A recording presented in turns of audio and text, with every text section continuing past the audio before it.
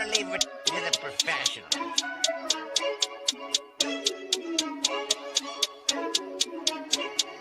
Last by Gandhi, blah, blah, blah.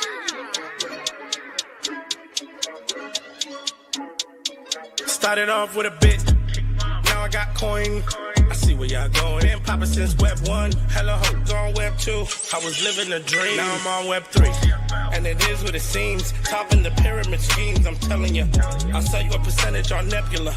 Shout out to Vince, yo, set it up. Surfing on the web and I'm shooting at 3. I've been goated when I got my G. I'm an alien boy from a different planet, yeah. So I got my drink. I'm riding in the 1920s Model T Ford. Call her Era Lord. Call me Levi, playing on the keys, boy.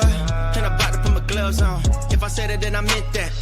Yeah, I like that one. I'm about to get that. Crash that whip for the drumsticks, whiplash. I'm about to get them all. Are you with that? In a white boat, surrounded by blue. I want one, but I got a cop too. I wanna fly high in the sky, arms out wide, trying to soar from a bird's eye view.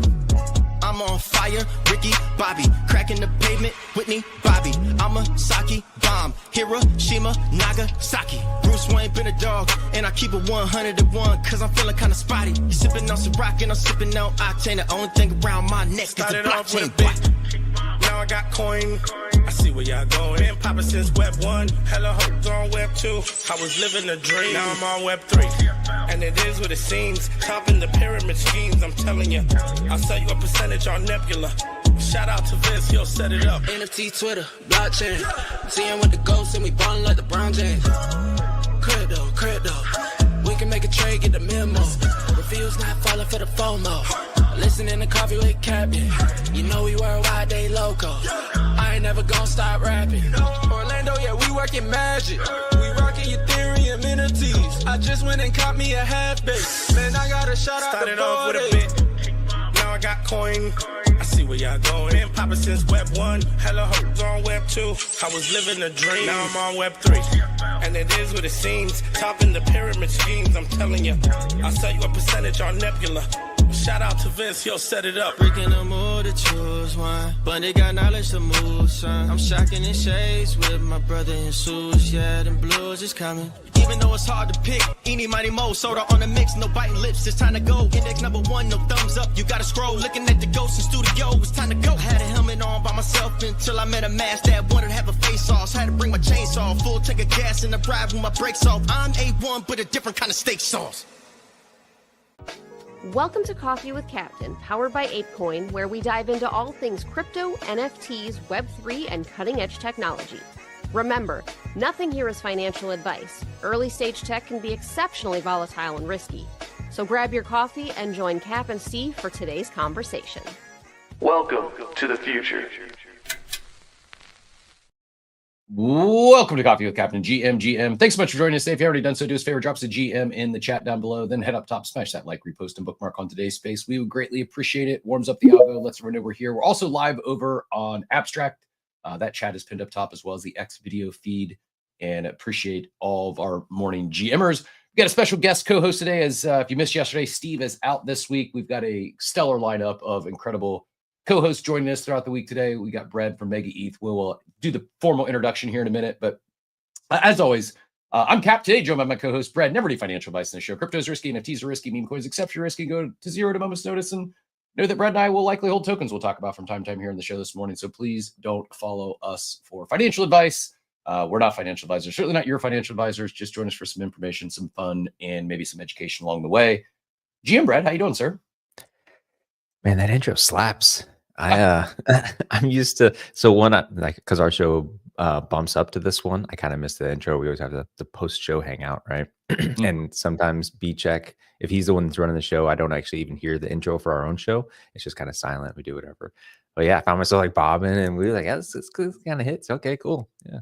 That's that Web3 song. It was they created it in 2021, I believe, and we started using it. I mean, they gave the Coffee with Captain shout out, so we started using it early, and it just stuck. We actually were talking about our post show debrief yesterday. Payne was asking, we're gonna tweak the intro a little bit in terms of like the overlay, the video. and was just asked about the song. I was like, yeah, we gotta leave it in there at this point. It's a favorite. I thought it was one of Steve's. I know Steve had like a bout there where he was like making a bunch of jams and doing the custom songs and stuff. I was like, damn, did he like AI make this or something? Like, what's that? It's kind of cool. But Yes, it's even better that it was custom 2021. Yeah, no, Steve enjoys the jingles, but yeah, those are actual real musicians, non-AI, very talented rappers and Still, we artists, won't be able to tell the difference. right? No, I mean, it's probably already today to be real. Like I could probably sample some AI music tracks and not know that it was created by AI if I were 100% would be me. Yeah. But hey, before we jump into everything here this morning, I know you often jump in the show. We greatly appreciate that. Appreciate all the content you put on the timeline. I know, as you mentioned, you're often on Modern Market and may miss the opening. Often, kind of our format here, we just do basic, essentially a cold open for the first 10 or 15 minutes. Whatever's on our mind could be Web3 related, could be sports related, could be. I hear the football talk. I get in every now and then. You guys talk about picks and shit. So it's like, it's a good warm up. And then actually, I don't know if you caught the end of yesterday's show. B-Check, being the consummate professional that he is, kind of queued up a conversation that I was going to pick your brain a little bit. You were talking yesterday about the Kaito Pendle stuff. So not to get too deep and heavy cold open, but before we jump into any and all that, I'm guessing most of our audience has connected with you, is familiar with you, and knows what you do in this space. But maybe there's individuals that haven't, or they catch the podcast later. Do you mind a brief introduction, kind of explaining, your background, your journey into crypto, Web3, and ultimately landing with the MegaETH team? Yeah, a lot of people gravitate towards it because I started like most content creators or whatever in the space, and then eventually just branched into the team. So like, I'm a millennial, I think, 30s. So I think that's a millennial. So like I had some history in Web 2. I had a career, right? I was a consultant in healthcare IT, some boring shit, right? But like that job was sitting between like really technical people and really non-technical people. So I was working with developers, but also working with like clinicians and C-suite people and whatever. And because I had a technical background, went to school for computer science and shit, I spent all my time like basically just learning how to explain technical shit to people. And I enjoyed it. Like I was just kind of consider myself like an educator. Did that for, like I said, 10 years ish, maybe 12. It's hard to keep track anymore. But like half of that was with one foot in crypto. I bought a bag in 2017 because I'm surrounded by technical people. I rode that up. Like I didn't actually understand it. So this is 2017. Bought a bag, wrote it up, wrote it down, knowing that like I didn't fully grasp everything, but I was like, 5-year investment. I'll just like let this thing ride. And if you've listened to me on the other show, you know that like I'm really good at just like not doing the financial shit. I just hold on to stuff. That's my superpower. I think most people can relate to just like bag holding generally in this space. But I did that, whatever, came back in 2021, whenever numbers started going back up again, my portfolio was actually green. I was like, okay, sick. It's actually playing out.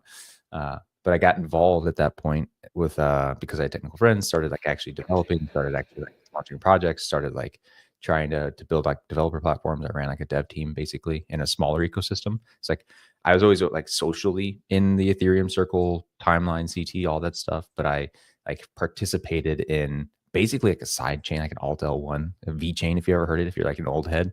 It's an old 2017 ICO coin. It's funny. Actually, someone who I'd not heard of Vcoin or until VeChain, and I heard of it first, was someone who was big into XRP. And then I started seeing it everywhere. Then I started seeing like every UFC match. I was like, yes, so many corners of crypto. Like this was like when I first heard it, I've been in the space like daily active for several years. And it was like, that was one of those aha moments, like, holy, there's so much stuff. There's so many corners of crypto that I thought I had covered it all. And in reality, I've probably maybe touched 5% of it.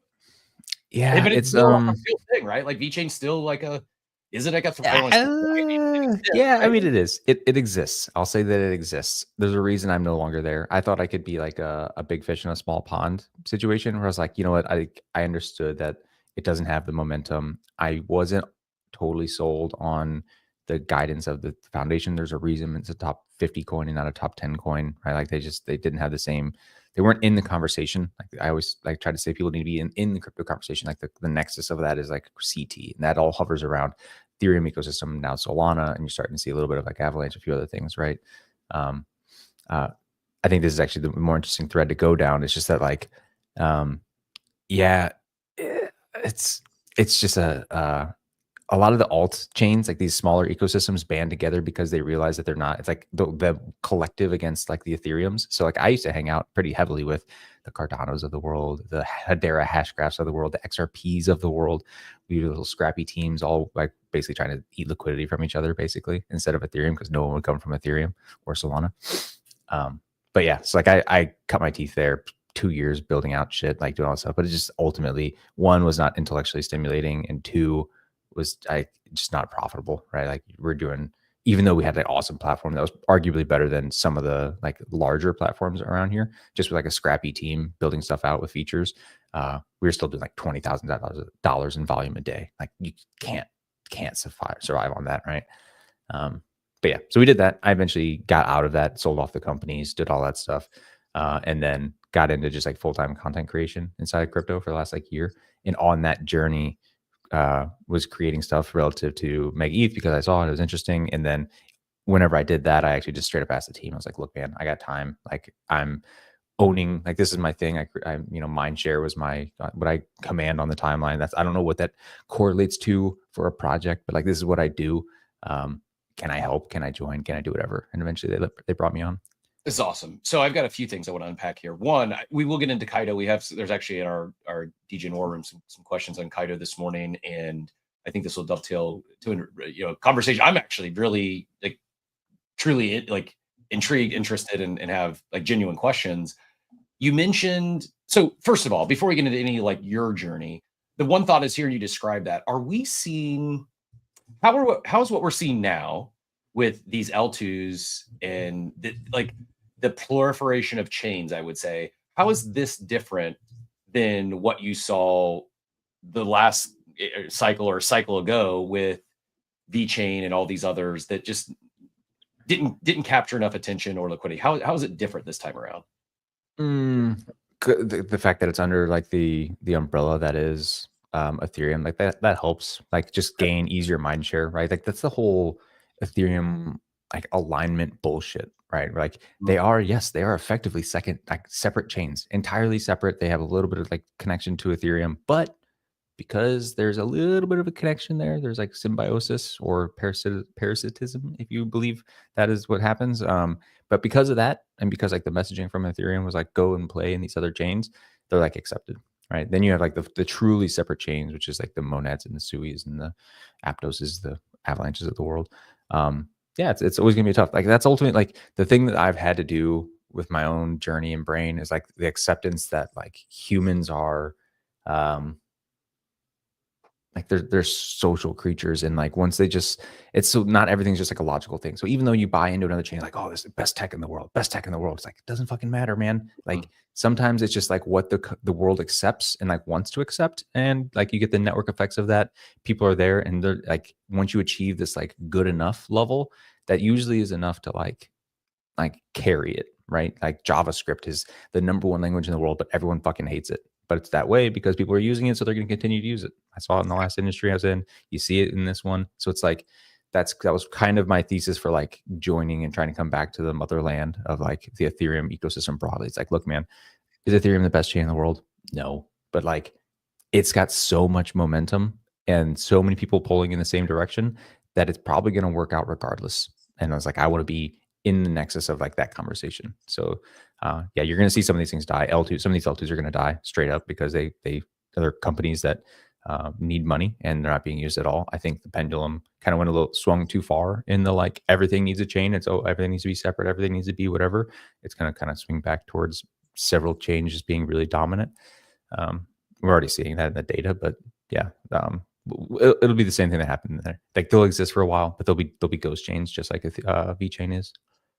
Yeah, you got me thinking too, back to the content creation front, that like I agree. It's kind of my thesis on ETH, the network, the underlying, the native token. I don't want to say they have an insurmountable lead, but it seems like that train's left the station. Like there's builders aren't going to stop building on ETH and all these L2s. Like it's just like I have a hard time seeing that go backwards. Does it mean like there's not going to be other competitors? No, they've captured too much momentum, and I don't see that going the other direction. Now, how does that what does that mean in terms of price action and value accrual? Yes, that's the next question. I really don't That's know. the next question. But I think what I do feel confident in is this isn't going to go away. And for someone in the content creation space, there's two ways to win in this space. One is you invest your dollars. The other is invest your time.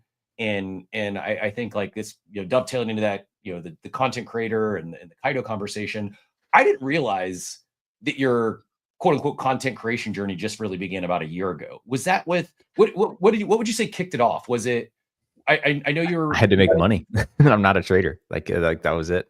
But what protocol was it? Was it FriendTech? Was kind of your first thing you jumped in and started really talking about probably unique voice on the timeline. From my perspective, it's and I'm not surprised here in your background because you have the ability to take these really technical things and put them in somewhat layman terms or easily digestible pieces of content on the timeline.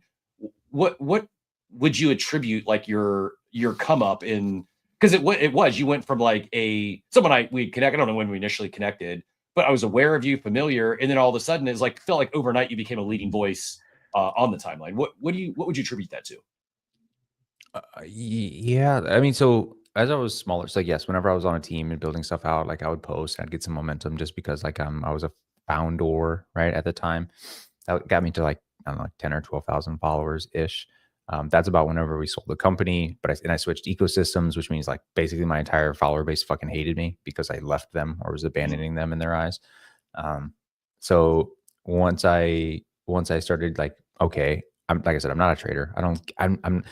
I trade, but I don't get excited by trading. I don't want to talk about tickers. I don't want to talk about meme coins. I don't care that I have 100x or I lost 50 grand or like whatever. Like I don't care.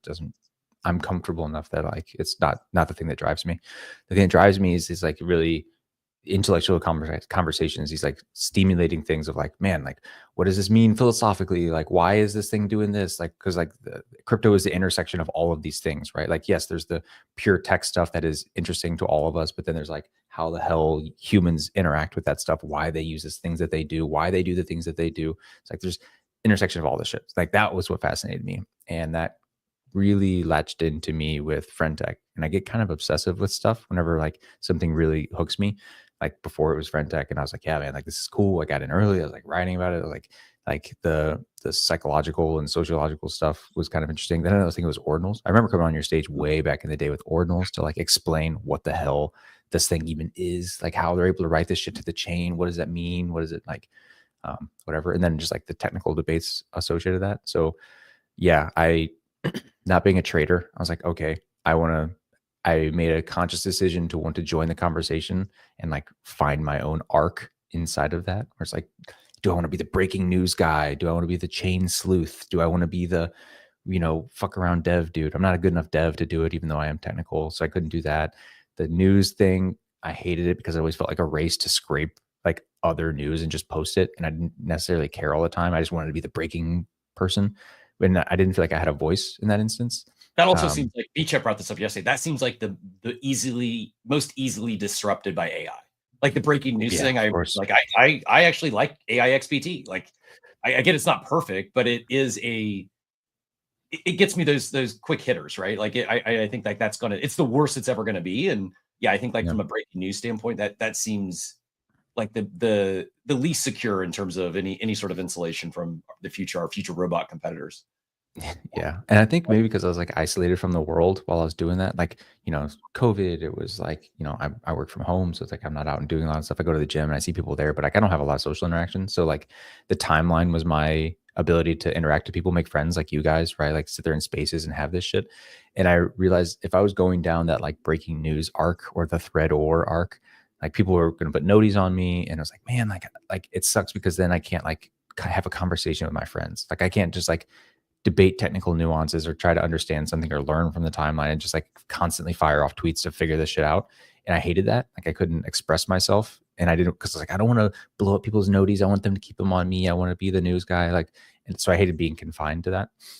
So eventually I just said, fuck it. It's like, I made a conscious decision to be part of the conversation is what I call it. Or just like, if you're tapped into crypto Twitter broadly, like, there's always like the topic or there's something going on that day or that week or whatever that everyone is kind of loosely talking around.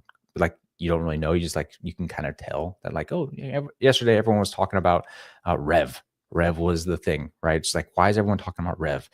And I like, if you're a breaking news dude, you don't like, what do you do there? You write a thread on it, and then you just like, there's no news articles, there's no whatever. You just kind of watch everyone talk about shit. So it's like, I made a decision I want to contribute to the conversations. So I just always engaged. I always replied. I always threw out my own conversations and stuff, try to keep a pulse of that. And eventually that grew into like, yeah, I guess what I am now, which is, I don't know, I'm doing decent on mindshare. I don't know how. I'm just kind of like spreading myself all over the place.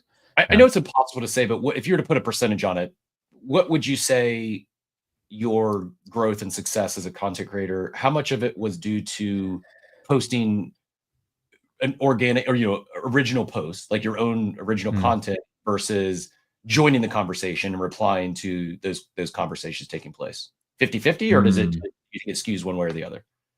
Yeah, like whenever you're smaller, you can't really just like join the conversation easily, because like you don't have the network effects to like actually balloon out, right? Like you could basically just reply to people. But if I tweet something when I have 10, 15, maybe even 20, a high number, 1,000 followers, like the chances that it actually hits escape velocity is pretty low, because I don't have like a lot of great followers that would see that and then go. So like in that phase, it was mostly like educational stuff. I was just constantly contributing to the timeline of like, somewhat selfishly, like I like these new concepts. I want to explain what they are. So like if you look at my profile, I have a bunch of articles of like, what the fuck is data availability? What the fuck is finality? What the fuck is whatever? And I like for me to understand these things better, it helped me to have to explain it to other people. Like, so I had to understand it, I had to learn it, I had to do whatever. So it was like forcing myself to do that, but then also contributing to other people. And people followed me for that. They're like, thank you, informational, get some bookmarks, grow my account a little bit. And then occasionally, if it's a topic that was relevant,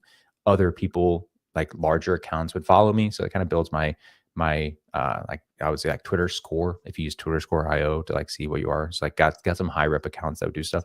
And then from there, either through like commenting on other people's posts or like doing that informational stuff, it made it so that whenever I did just join the conversation, other larger accounts would engage and would kind of like inject me into the social circle of like the technical talks that I wanted. Because like most of my smaller following was like NFT crowd. And they didn't give a shit about data availability. They didn't give a shit about based roll-ups. But like, I kept having that conversation and chasing down people that were having that conversation, eventually pulled my social network over to them. And now whenever I just do those general thoughts on stuff, they will engage and blow me up through their crowd that is even bigger and do whatever. So I would say early on, it was probably like 60-40 fresh content, whatever, like educational shit. And then now it's probably like, I don't know, 60-40 in the other direction, 30-70, where it's like most of it is just like conversational and ideas on where things can go. It's just you have to build credit first. How tactical do you get on your posting strategy? Do you think about like when you're going to post something or the day of the week, or you talk about things that are interested in you and just let it fly? Yeah, you just let it fly. Yeah, like sometimes, like because I'm fantasy top hero too, like I try to, sometimes I'll help the homies out and like, hey, I'm going to post this. I'll wait till the tournament starts. But like other than that, it's just like maximizing for the time of day or whatever. We do that for MegaETH. Like I've had to learn that for like, as they've brought me on, I didn't have a role, right? So like, what is your like, I've never even asked, like, what is that your actual role with the team? Yeah, like that was the journey, right? So it was like I just like, whenever I reached out to them, I was like, hey, Bing, can I help? I'm on the team. Like, whatever. I tweet good. Like that's my thing. And they're like, no, join the Discord. And they're like, I was like, all right, fuck that. No, I'm not going to join the Discord. And then like, as the project matured, they're like, all right, we're a pretty technical team. We're having a hard time telling our story, which is all like tweeting is just like telling the story. It was like a lot of what I was doing. They came back to me a couple months later, like, all right, yeah, we fucked up. We should probably on the team, because like we don't have someone that's injected inside of the conversation that's like talking on Twitter. So they brought me on. It was really loose. We're just like we want you on the team. We're small. We don't know what you're gonna do. Like we're gonna label you as like head of community. And they're like, all right, maybe you can help with like Discord and spinning up like mindshare and like all this stuff. And like I did the Discord dog days, and I was like, man, I can't do that and Twitter. Like it's too much conversation to track. It's like I can't do that. So I tried for a little bit. I spun that up, and then now it's actually turned into more of like a CMO role, where it's like I manage the messaging, like, and I fully manage like the Twitter account and all the articles that come from there and all of the marketing stuff we do. Like I'm trying to learn what the fuck a CMO does in this space.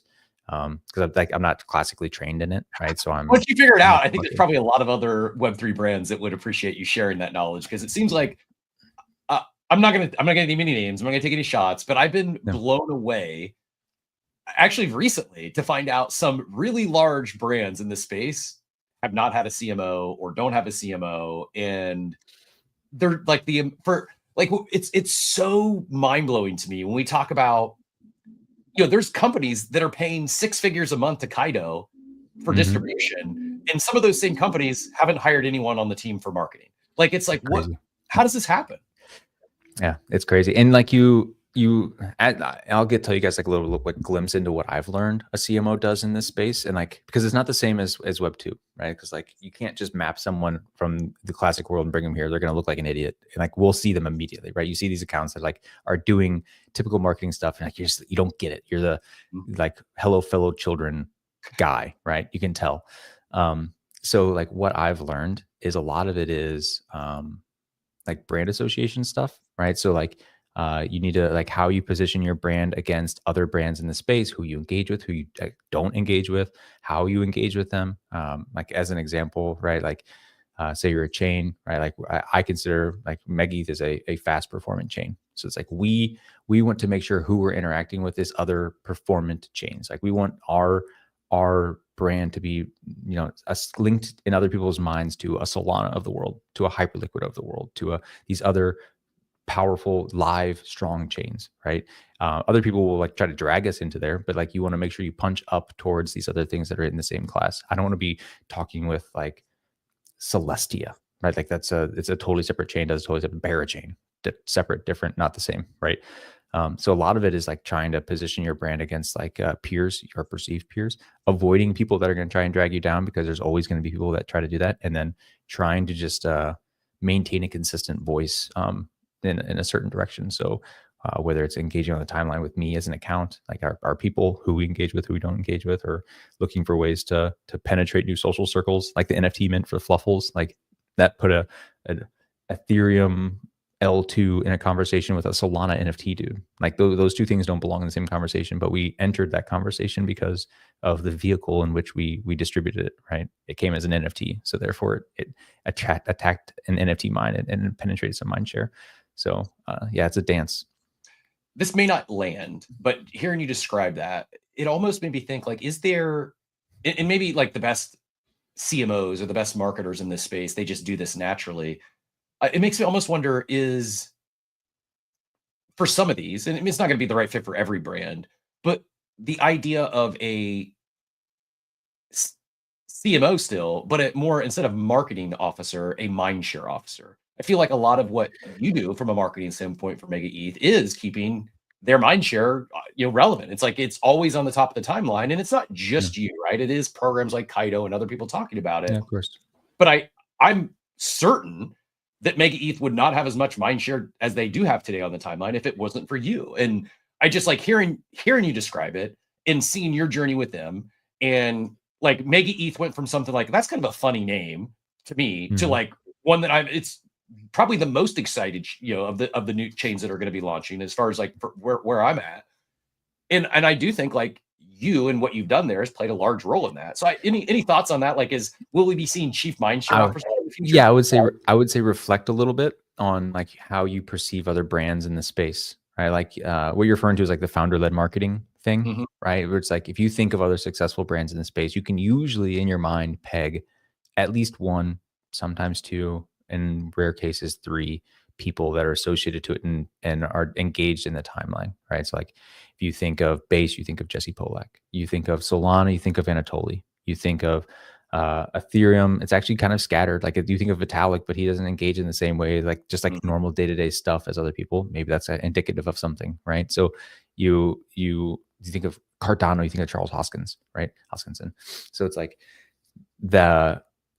we're moving towards a world where people trust people and get their information through people and not from brands. Like they don't like ads, they don't like whatever. So it's like you want to, if you even think about, like I think about my own behaviors, right? If I want to get news for Barachain, I usually will go to a Smokey tweet. I will click on a link through Smokey. I don't follow the Barachain account, but I follow Smokey, and I'll click through his account, I'll go to the Berachain account, and then I'll do the thing. But like I get my information through that person because like I have trust there. I don't have trust in brands really anymore. So like I don't like being shilled. I don't like being pitched stuff. I don't like being sold stuff. But like if I follow a person that like convinces me that their stuff is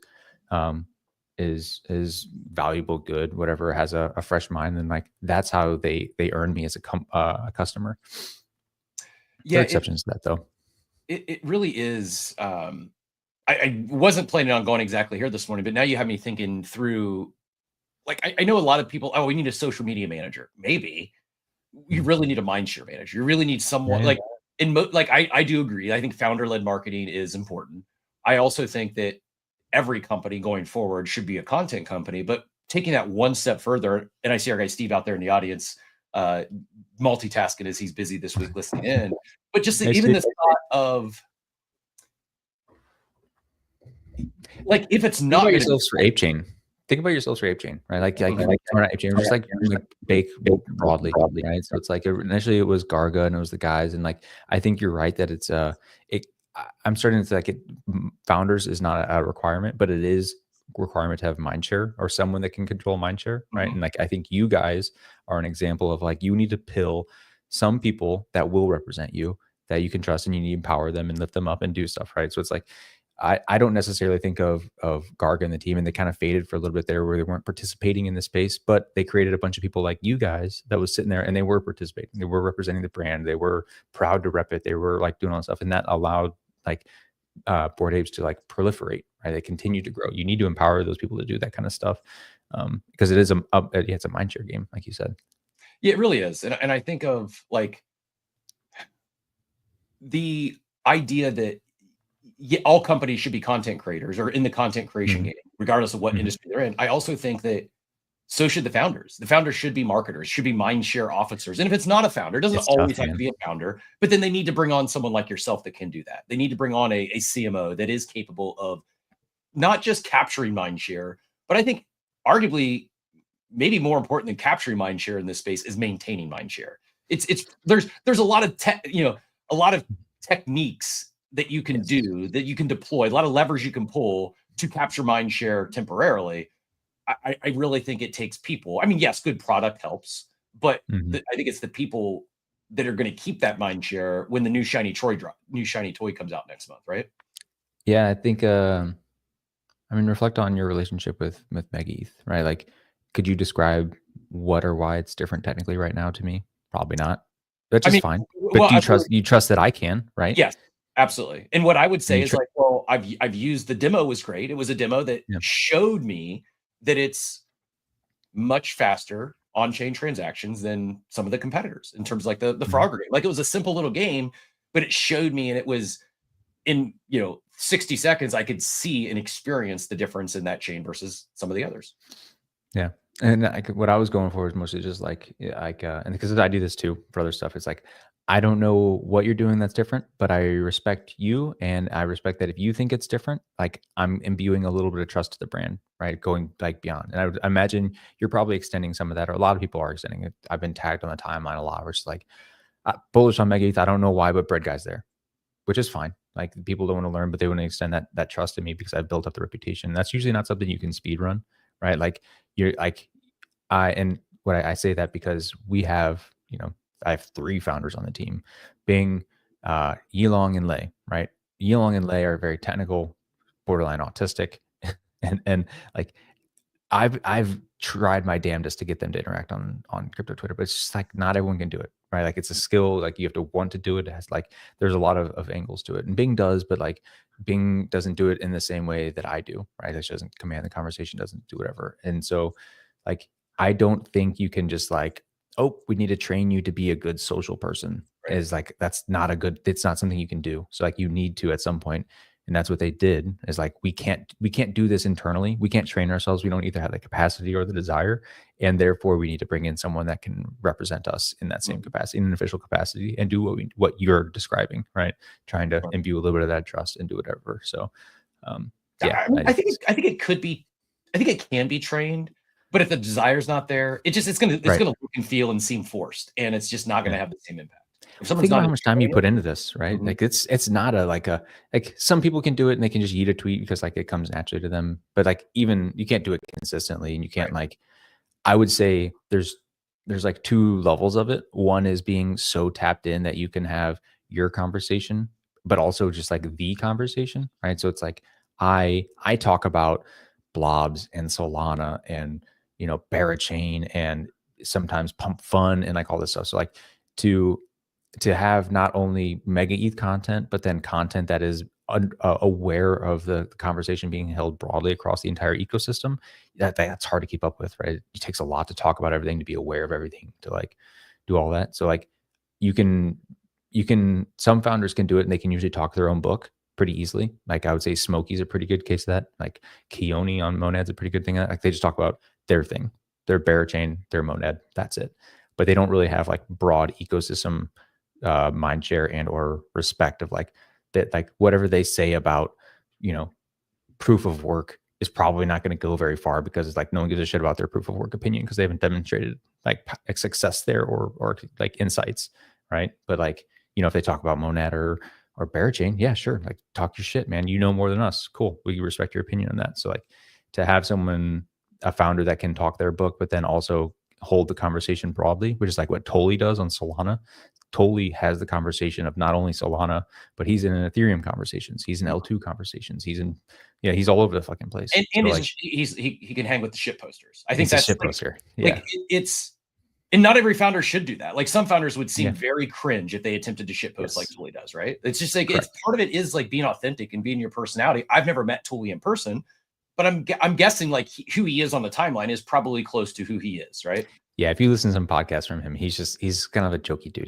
He's a jovial personality. He likes fucking around. He likes doing like some of the psychological tricks and like fucking with people, but like in a good-hearted way. Which is why I think some of like the reactions to him are kind of funny. I think he's like this like mastermind psyop. He's like, oh man, he's just kind of fucking around. Like he's just like a dude. He's a smart dude, but he's a dude. We will get into some of the breaking news today. Maybe not breaking. Real quick reset. If you're not connected with Brad, I pinned up one of his threads on MegaETH up top.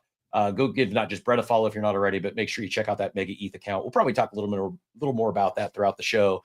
You mentioned ordinals in passing there.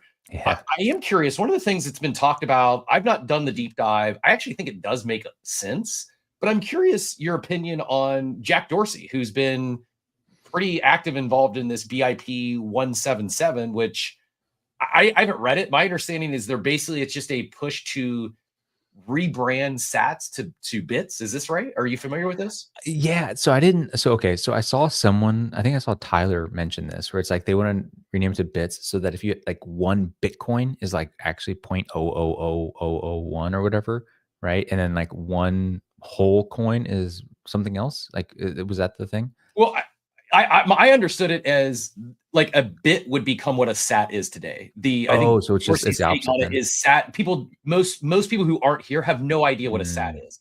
The theory is, I guess they're fans of Bonk Guy, where unit price matters, and a lot of people are turned off by Bitcoin today because they don't want to go buy one coin or one asset that's over $100,000. The thinking is that there'd be more pool of buyers if you could go buy a bit for, I don't know what it is, a few bucks as opposed to $100,000. Yeah.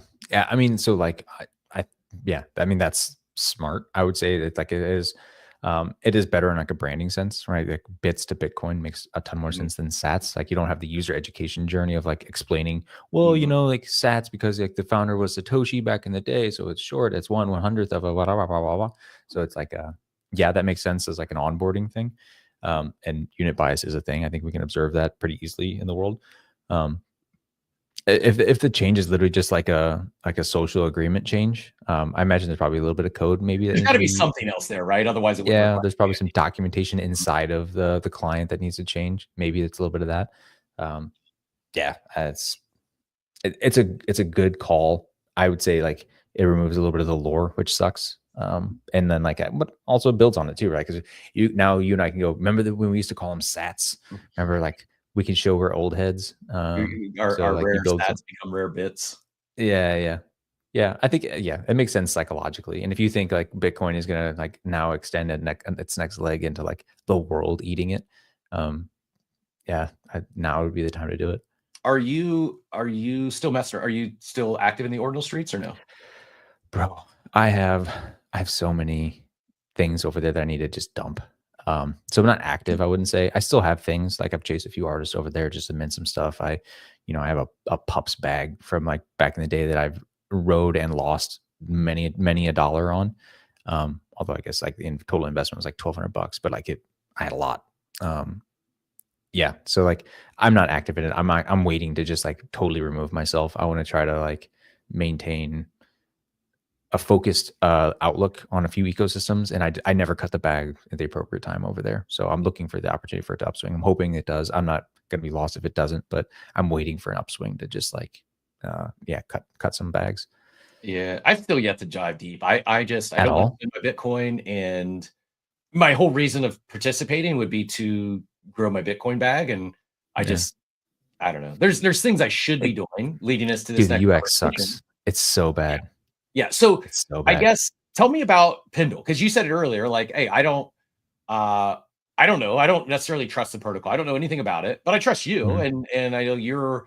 If I'm understanding correctly, you're growing your Bitcoin bag over there, doing some sort of Kaito pool. What's going on in Pendle, and what do we need to know? Yeah, you can. So it's like, so this one specifically, I'm not growing the Bitcoin bag. I'm growing like my Kaito bag. Okay. And So this is what is it? Is it yeah, it like it's I mentioned I like to do passive stuff, or I'm trying to do passive stuff. I'm not an active trader. I don't want to go in and out of stuff. I don't want to write, magic lines on my charts. I don't have charts. So what Pendle is, I dabbled with it back in the day with the eigenlayer. If you did like all the restaking stuff, whenever that was popular, the entire reason that was popular, like in staking broadly is popular, is because you go, I have this asset.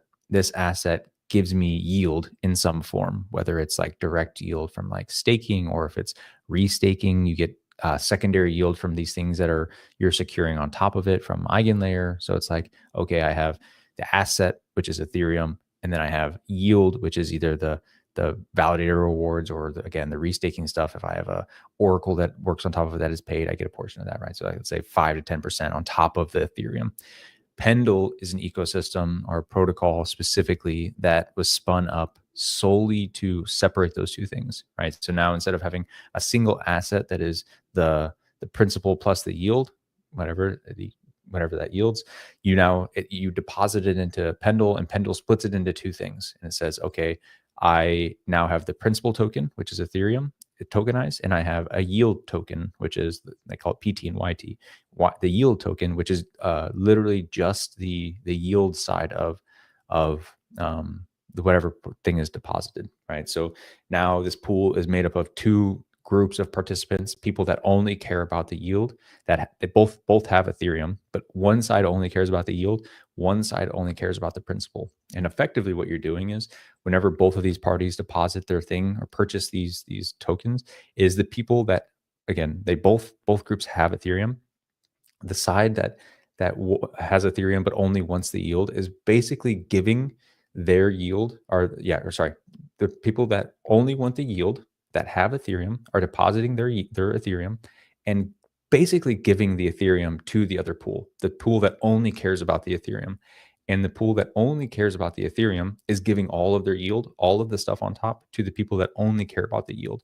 So you're effectively swapping it, right? So these things work on a maturity date. So we'll say like in 60 days, this pool this market is over, and anyone who only cares about the yield and deposited Ethereum basically gives up their Ethereum. It goes to zero, but you get leveraged exposure to what the yield was from all of the people that are giving up their yield, right? So like you're effectively swapping it, right? And that means I can deposit that Ethereum and get exposure to 10 Ethereum's worth of yield, right? I lose my Ethereum in the end, but I'm making the bet that the yield that is coming from it is ultimately worth more than what I'm giving up. Now, to map this over to Kaito, which is going on now, you guys may have seen on the timeline that like, hey, Kaito is getting 20% of the YAP run thing from Infinex is TGE. 20% of the YAP run thing is going specifically to stakers, right? And then like, okay, also you have Open Ledger is like, we have a TGE coming, we're giving X% to Kaito stakers. Boop had a thing. Boop said we're giving X% to Kaito stakers. All of this stuff is yield, but we don't really know how much it's going to be worth, right? We don't know how much the Infinex token is going to be worth. We don't know how much the Boop token was worth. We don't know how much the Open Ledger thing is worth. So you have the principal, which is Kaito, staked Kaito, and then we have all of this yield on top of it, which we don't really have a number on. And the pool now says, okay, I can go into this pool. I can give my Kaito away because I think the market is underpricing how much shit is actually going to come from the staked Kaito, right? All this yield, all these protocols that are giving a bunch of shit. Or like, I don't give a shit about the yield. I think all that stuff is volatile. I don't want it. I think Kaito is the valuable thing. I can just sit there and accumulate all the Kaito from these people that are willing to sell it to me in exchange for my yield. I give up the Boop. I give up the Infinex. I give up the whatever, right? So we're effectively trading. Or there's a third position, which is just facilitating the exchanges, right? So that is putting it in the LP, and the LP just says, like, let these people swap back and forth to each other. I collect fees on the swaps. I maintain my Kaito position as a staker. And I sit there and accumulate rewards. So like, I have made the decision because I want to be passive, and I've done the yield side of this stuff before and got fucking annihilated. I did it in the restaking day.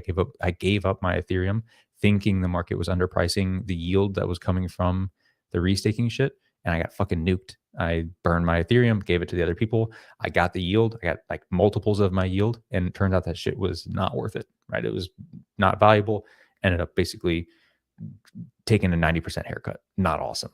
So it's like, I'm playing this one conservative, and I'm going in here. I'm facilitating the pool and just saying I get my Kaito, which is, already doing well. It's, I got X% of it, and I'm earning 50% APY on it. So it's like, I get my Kaito, I get more Kaito from these people giving up their Kaito, and I make some fees from Pendle on the exchange, and they pay out some like Pendle rewards because it's just a protocol.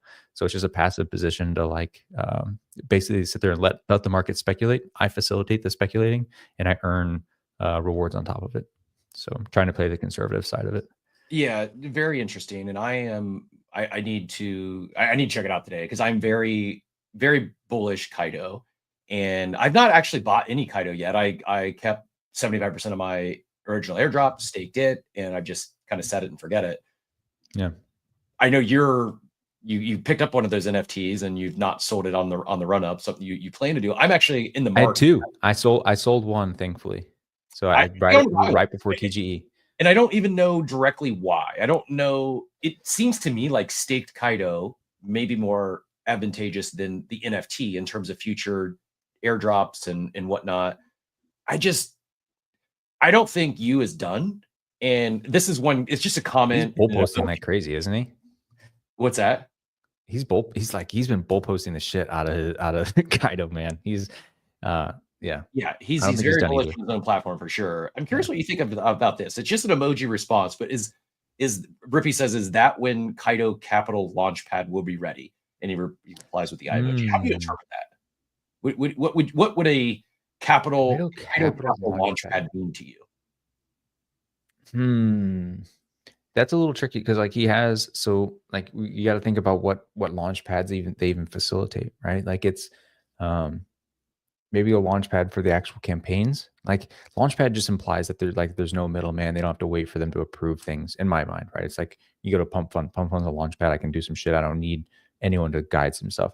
So I'm wondering if there's a launch pad for like these campaigns to offer towards these projects instead of like running it through the team and saying, hey, we're giving X% of Y.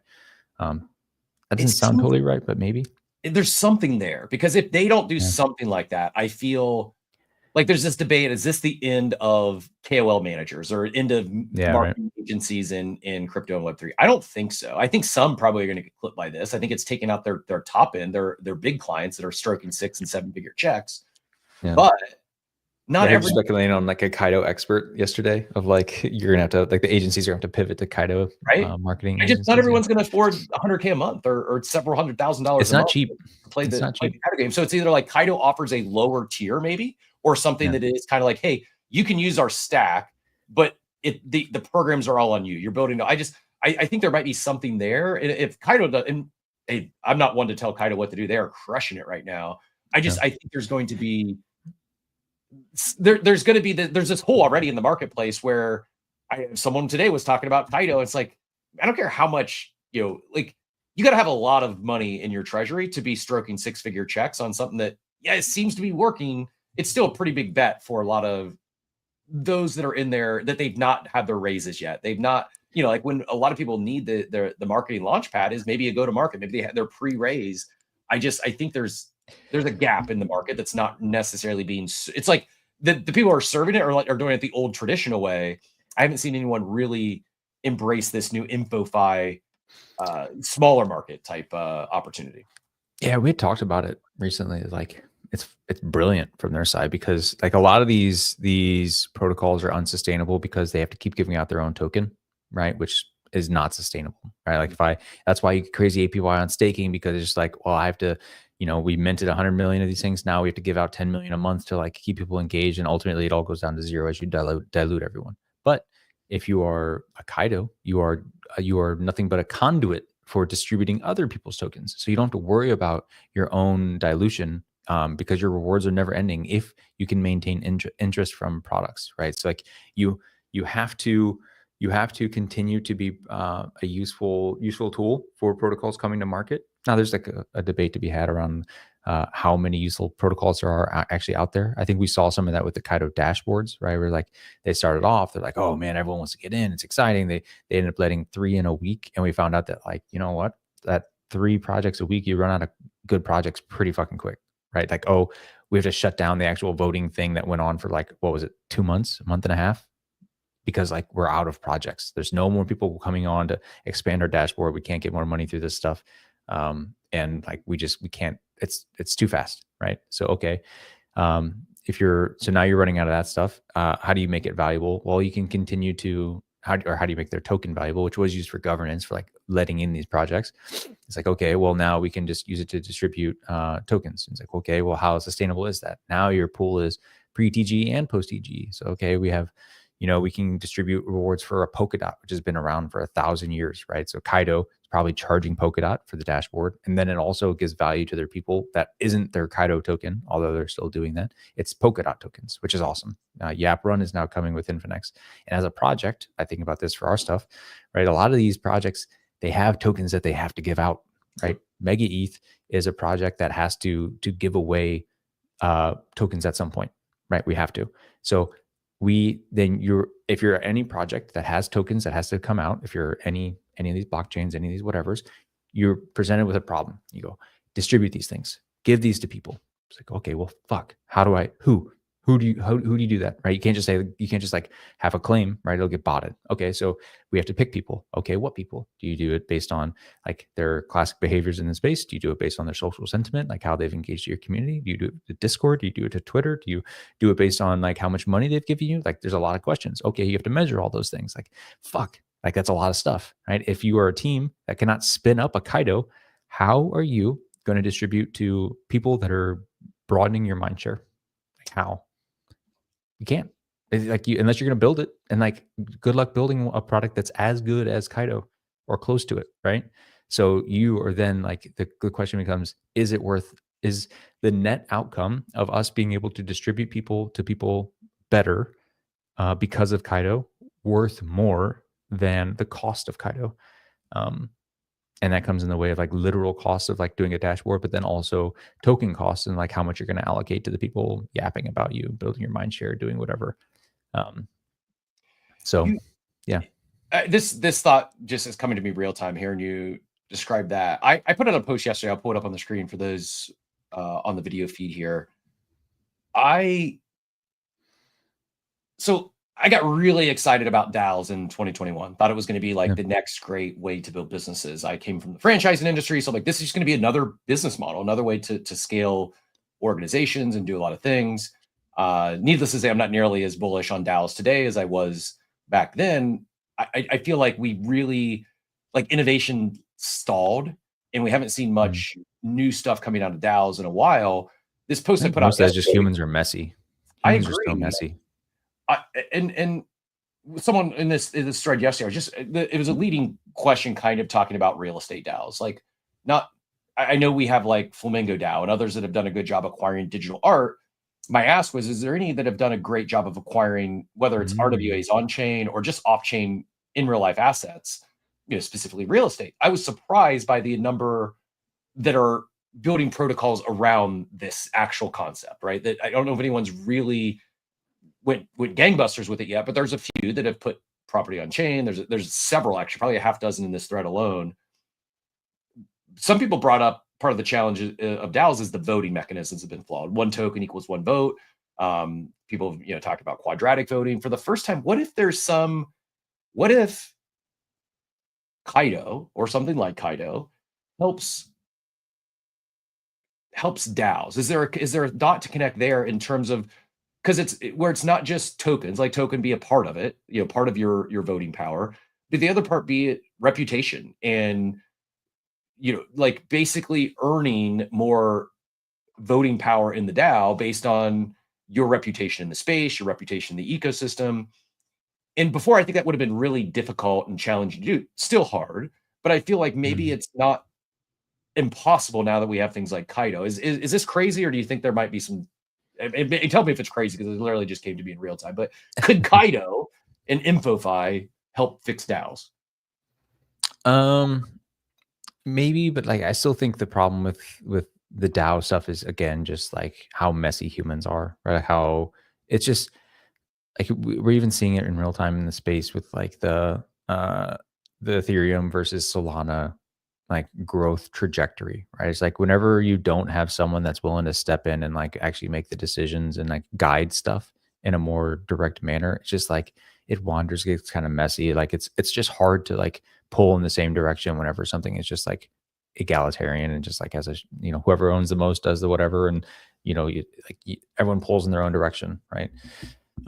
So no, in that sense, no. Like I think it's actually just a structural issue with DAOs. I think like maybe like if you can come up with something else that is like a little more pointed or opinionated and like who drives what, and then like maybe those people rotate out, or like I guess that would be like something like a council of a DAO that actually does something.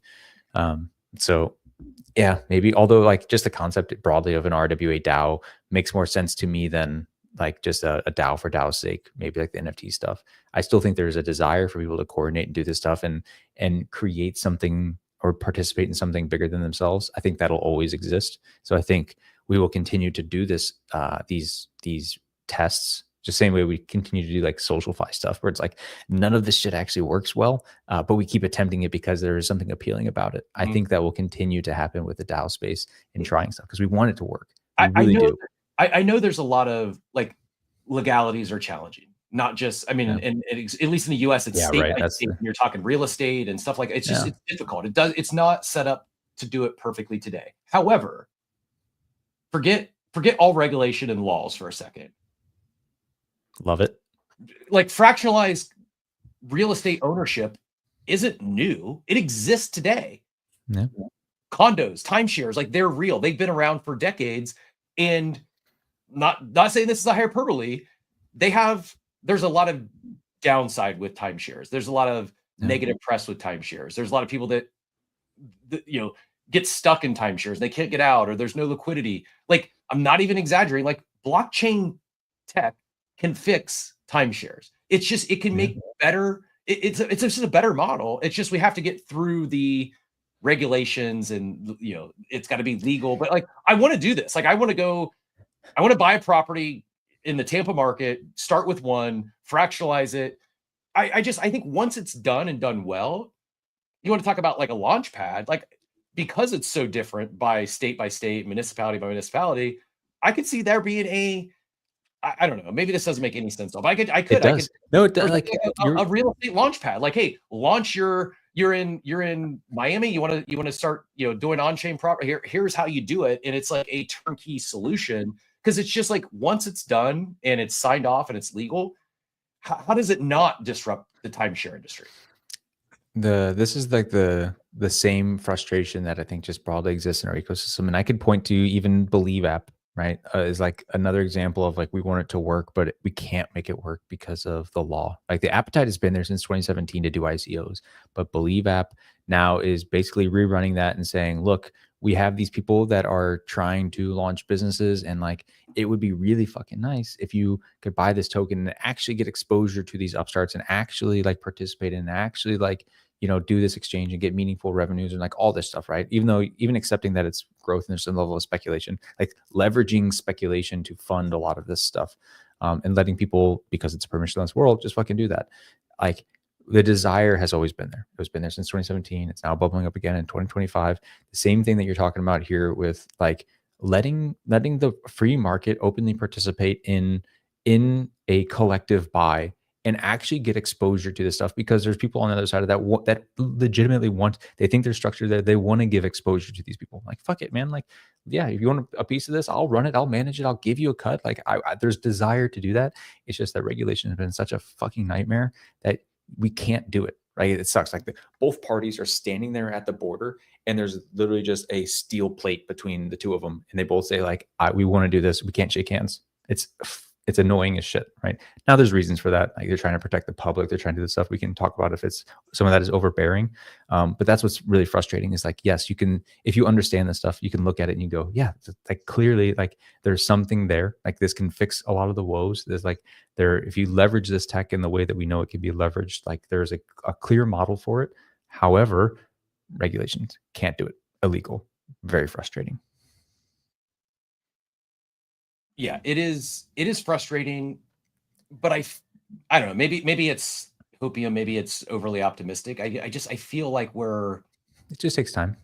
Yeah, it feels like we're heading the right direction. I also feel as more things like meme coins become more popular and more people end up making speculative bets and getting wrecked, I don't know, maybe I am just way overly optimistic that we might have more better investor laws and regulations where it's more you gotta modernize them. Like that's the problem, right? It's just like it makes you realize whenever these decisions come down how impactful some of them are, and like because we've experienced it, we can actually add scale and relate to these things. We're like, oh, this decision just came down, like we're screwed for the next 20 years, or like the gates are open for the next 10 years. So like you realize how hard it is to undo some of this stuff that is actually structurally important to our industry or against our industry, right? So it's yeah, like I always try to remind myself that shit always just takes longer than I assume. Always. It always does. And it's so frustrating where it's like I always get this sense of FOMO where like, oh, if I don't do it right now, or it's going to happen right now, it's going to happen within the next 6 months. And then like I always try to reflect on when I had those emotions back in the past. I'm like, yeah, dude, it wasn't a this week thing. It took 3 months for that thing to roll out, right? Like, oh, like the same thing we're talking about with saving Ethereum with these protocol upgrades and stuff. Like, oh, the picture just went in. Oh my God, our world's fucking saved. And like, no, because the world's messy. It's like where the things that you just put live, like, well, it's going to take a month for the teams to spec it out. It's going to take another 2 months for them to implement it. It's going to take another 3 months for the ecosystem to like want to adopt it because they're stuck in their ways and they want to get used to the thing. And then that takes a little bit. And then the conversation has to like broadly shift from the old way to the new way. It's just like shit just takes time. It like always takes time, longer than I always assume. Geo nails it in the chat. Says there's some area between a Kickstarter and a security that we haven't quite figured out yet in internet capital markets. I agree wholeheartedly. And it's totally. Like, I shouldn't say it's going to happen for sure, but I really do believe it's going to happen. Like, I don't know when. It might be we're going to keep trying. I'll tell you that. Yep. It feels like the attempts, the shot on goals are happening much faster. And even if you're not a launch coin fan and you're not a fan of these meme coin internet capital markets, keep paying attention, because I think it's going to be, like, in a weird way, I actually do think it's these meme coin launch pads that may get us closer to whatever that thing is between Kickstarter and securities that Gio is referencing there. I actually think these might be like the early iterations of those.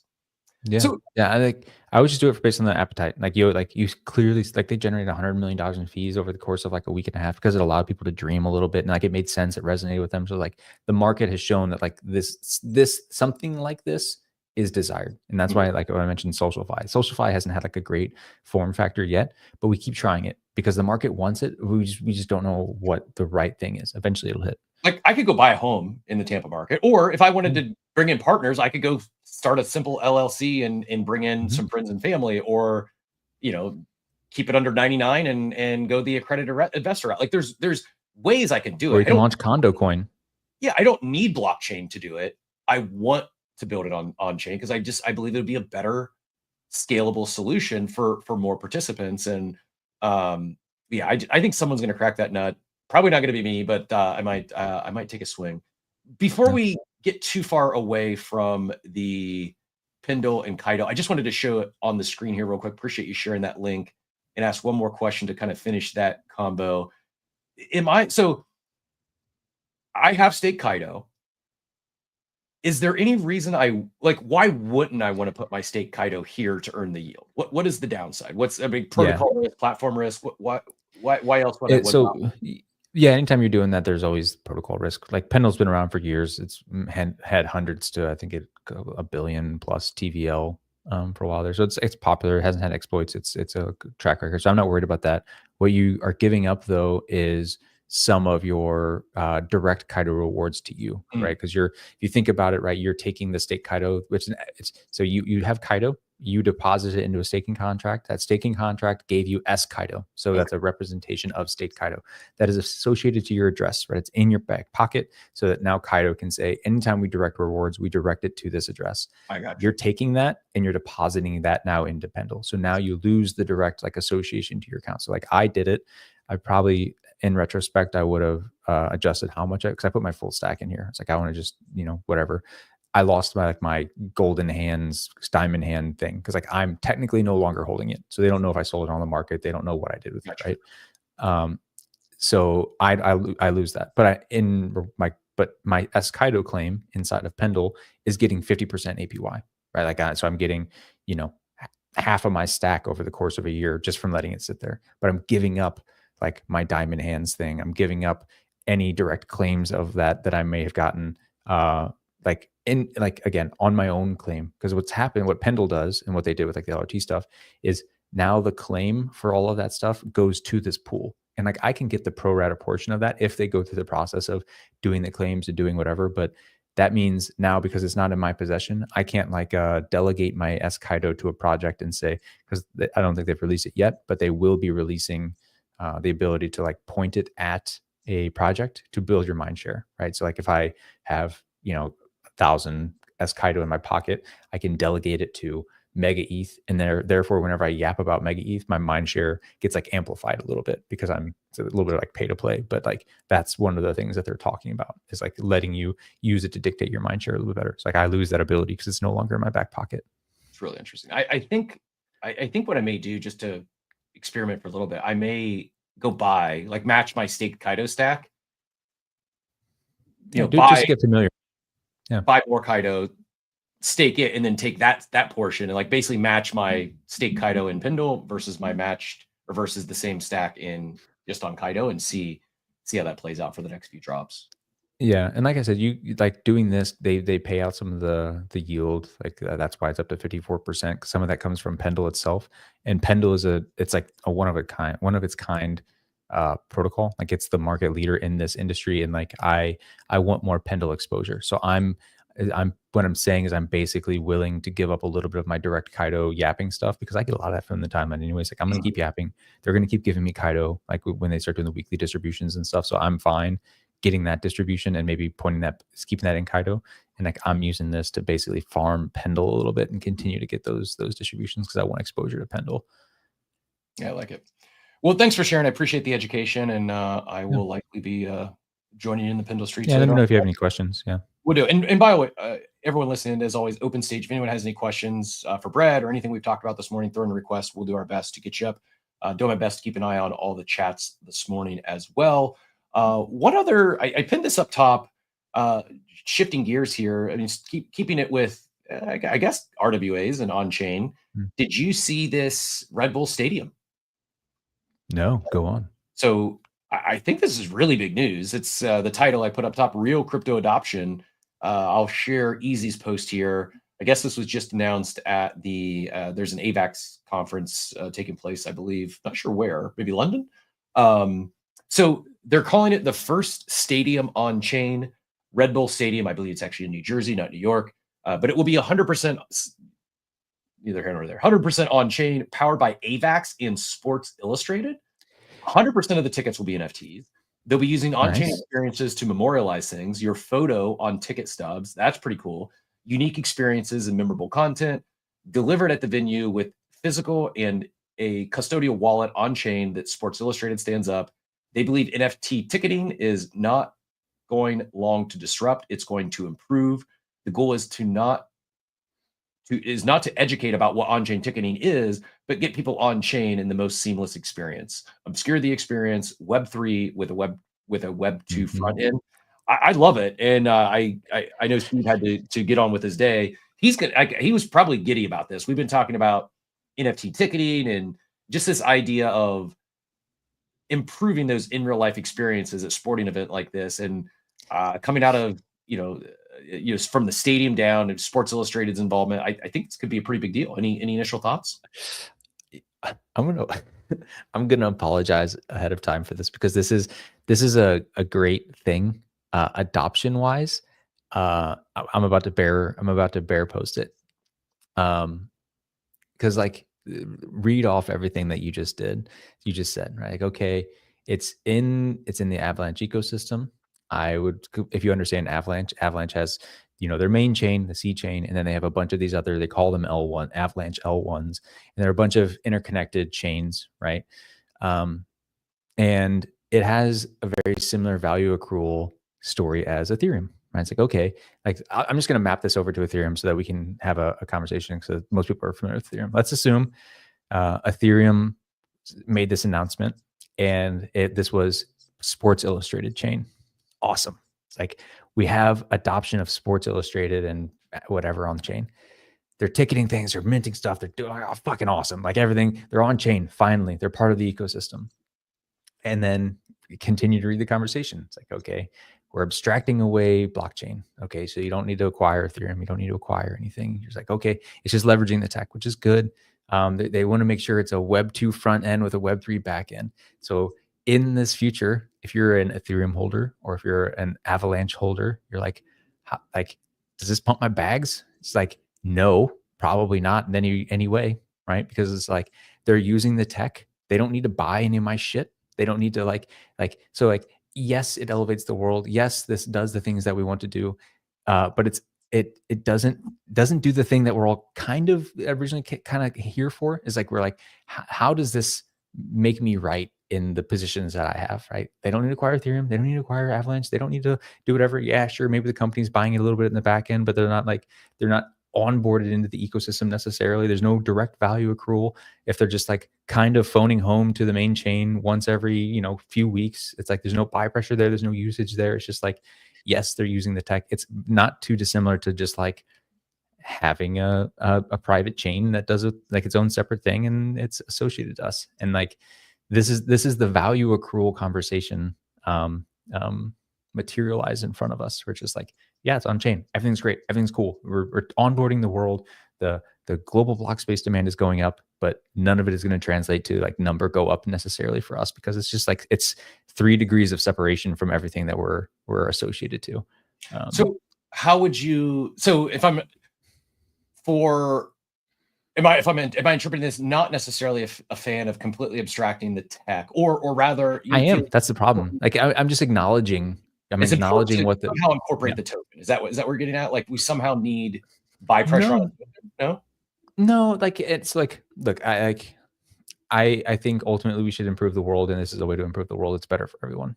I'm just like trying to step back and look at how our preconceived notions are actually playing out in real time and what the incentives are. Because every decision that they just made makes total sense, right? It is the rational thing to do as a person coming into this ecosystem. And so you have to butt that up against like all of the conviction reasons you have in like why you own a token, right? So like, we're buying these things, we're making investment decisions. Say like, I want to buy Avalanche because I think Avalanche is going to onboard the world. I'm buying Ethereum because I think Ethereum is going to onboard the world. If this is how we're going to onboard the world, right? That goes against some of the reasons we're buying the other thing. Right? Like, I'm buying Ethereum because I think eventually everyone will need to own Ethereum to be able to transact on chain. I'm buying Avalanche because eventually Avalanche will will be needed to transact on chain. But then if you look at the implementation, you go, okay, well, like they don't need to buy Avalanche. They have no awareness of Avalanche. If this is a separate L1 with its own block space that's super fucking cheap, that like they're just like it's propped up by the stadium or whatever, then like it's so far removed from the reasons we're doing like the purchasing that we are. Like I'm buying Avalanche because I think Avalanche's ecosystem will grow. I'm buying Ethereum because I think Ethereum's ecosystem are going to grow. But if that growth does not necessitate the purchase and holding of the asset that I'm originally buying the Ethereum thing for, the Avalanche thing for, then like my thesis is kind of invalidated. And we're going to continue to make these decisions, right? Like because it makes sense. Like people like dollars more than they like Avalanche. Like there's no education there. It's just like, you know what a dollar is. Why wouldn't we just show this as a dollar? Why wouldn't we just denominate the stuff in dollars? It's much easier for my grandma to use that than if I have to tell her what, Bonk Inu coin is. Like, so like, of course I should do that. Right. So it's just an observation of just like, yes, this all makes sense. Yes, this is great for the industry. Yes, this is all the way that, you would expect these things to play out. But if you bump that up against like the reasons we're buying some of our coins, like that's not great. You wanted to make a cameo here. He's really excited about Sports about all Illustrated. things Red Bull say. He's like, dude, I want to go to a game. He's like, put it on chain, I'll be there. First time 900 some shows. First time I just ripped my headphones out there for a second. I lost. He's excited. It's a big day. Excuse me.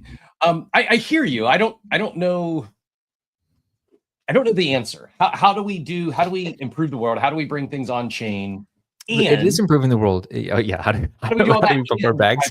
Back to our tokens. How do we do both? Yeah. Well, this is like the last few, 6 months, a year of like evolved my thinking of like, and having the value accrual conversation where it's like, okay, like what of those two things, like how do you marry those things? Right. And that's why my general argument has been like, whenever you have this single state, like Solana's approach is just like a single environment that tries to continuously expand and onboard people directly to that environment. If this would have been deployed to a Solana of the world, like it would still have the same story, right? It would still like, they would abstract Solana. They would try to make it, Web 2 front end, Web 3 back end. You can do all that stuff. But because the degree of separation from the native token is basically one, right? Like everything that they're doing has to buy Solana and create a pool or do like whatever the fuck they have to do. Like it's more direct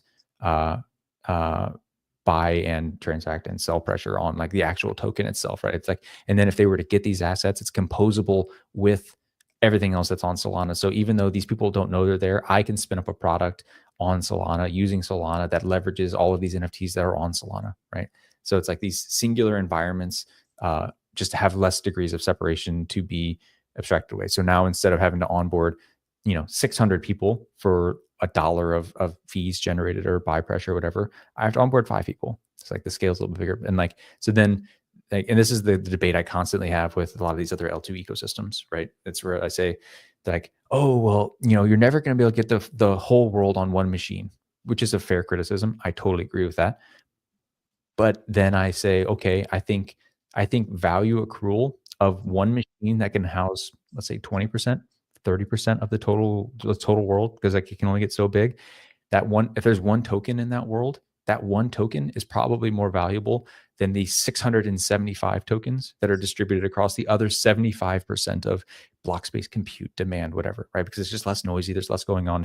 It's more direct. So like, and again, just because of the construction doesn't mean that like that's the thing. It's more of like a mindset thing, because that's my thesis for joining MegaETH. It's like, okay, we're still in this like modular world, but it's not a modular world trying to play nice and like do this like 1,000 ecosystems thing. We exist in a modular world, but because we're in a modular world, our one environment can be even bigger and faster than Solana, right? So it's like it's this giant singular place where everyone can do everything. The capacity is so much higher because we're modular. We can do that. And we can hope to, like, if a Solana can capture 30% of global demand because of our modular construction, we have a single place that can capture 45%, 50%, 60% of global demand. And because of that, we can have better value accrual to a singular thing. So, yeah, like I don't think there's a solution. That's just like where my head has been the last year or so. It's just like the world is going to crave these singular, very large environments because, yeah, you can drive value to them much more directly. What would the gas token on MegaETH be? It'll be Ethereum. ETH. Yeah. What are your thoughts on that? Whether it's, I mean, if it's abstracted, right? If you create these Web2 front ends, like no one's gonna fucking know, right? So then it's like there's 2 degrees on the back end. I ultimately think the way value is accrued is by denominating things in a token, the medium of exchange, right? So like Solana, for example, Solana is valuable. There's a lot of buy pressure on it, not for fees, right? It's actually pretty fucking cheap to exchange on it. It's expensive, or it's desired because all of the pools on Pump Fund are denominated in Solana. It's Solana / bonk. It's Solana / whatever, right? So like, even though gas is, 0.0001 cents, right? You need $20,000 to be able to buy the token that is cool. And then you have all of these pools that were created and are now dead that are thousands of dollars each, of just like locked Solana tokens because they were denominated in Solana. So, it's one of the properties of like moneyness, which is the other cat, like the bull case for like a modular ecosystem is that store of value, medium of exchange, all this shit. I think the medium of exchange one has been underappreciated and is like the actual value driver of a lot of these tokens. Not exactly related, but kind of, when you're talking medium of exchange and money. One other news item, and then after this, that might hit my tick list. So if there's anything else that crossed your radar that you wanted to dive into today, feel free to take it wherever you'd like. But did you see this? Apparently there's now a bidding war for Circle between allegedly always between Coinbase and Ripple.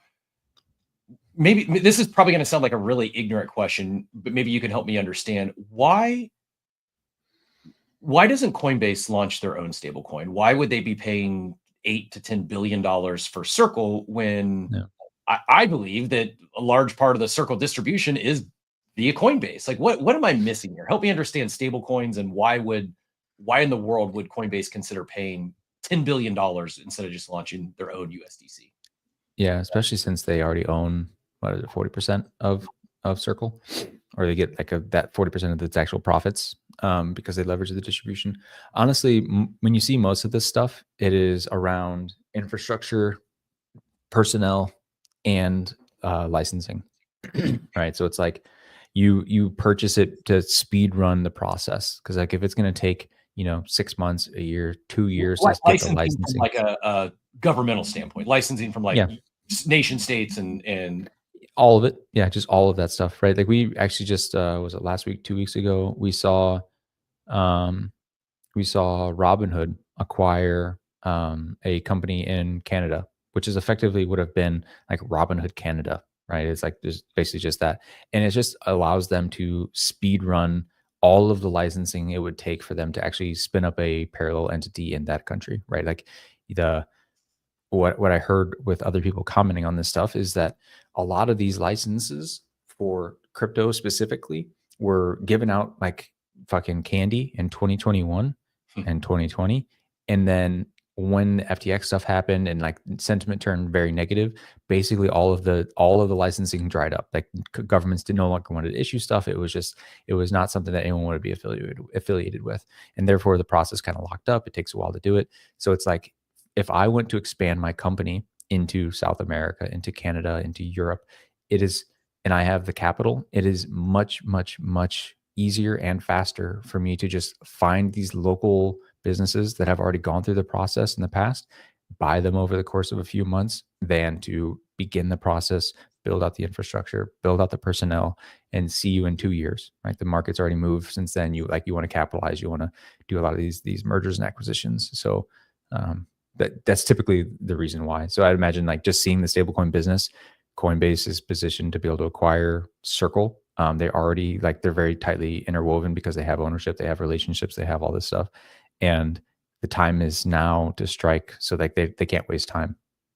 How are they so profitable? Is it just a small scrape of a fee on every transaction? Like like it. Most of stable coins broadly are profitable because of what they do after. Because like when we hold a stable coin, think about it. Like we expect no yield, right? Like I buy $1, I expect $1 10 years from now. I expect $1 a week from now, right? But what they do is they take those dollars and they put them into like treasuries on the back end, right? And those treasuries have yield. So when you have companies like and Circle's actually not like they're profitable, but on the scale, Tether is the one that's fucking crushing, right? They have all of these non-yield bearing dollars that they're selling us, and on the back end they're going and they're buying corporate bonds, or buying treasuries, or buying they have so much in real world assets on the back end, and they just eat it all, 100% of it on the back. So like that's how you have them day over day generating tens of millions of dollars in revenue. More in yield than on fees. Correct. Yeah, like they're launching a feeless chain. They make so much on the actual yield of these things because they're doing it. And the volume is so high, right? Hundreds of billions of dollars, that they're like 1% on hundreds of billions of dollars is a fucking lot of money, right? Like that's more than half of these things, these protocols operate in, that we get all excited about. Is there ever a world where that changes? Is there ever a world where the stable coins themselves start issuing some form of yield versus having to go get it in DeFi? Yeah, like, I'm going to look at this. Like, does USDC ever become like a bank where it's like, oh, buy our USDC and stake it with us and you'll get yield? Like, is this? Yeah, Tether generated $20 million over the last 24 hours. Next, number 2, $6 million. That's Circle.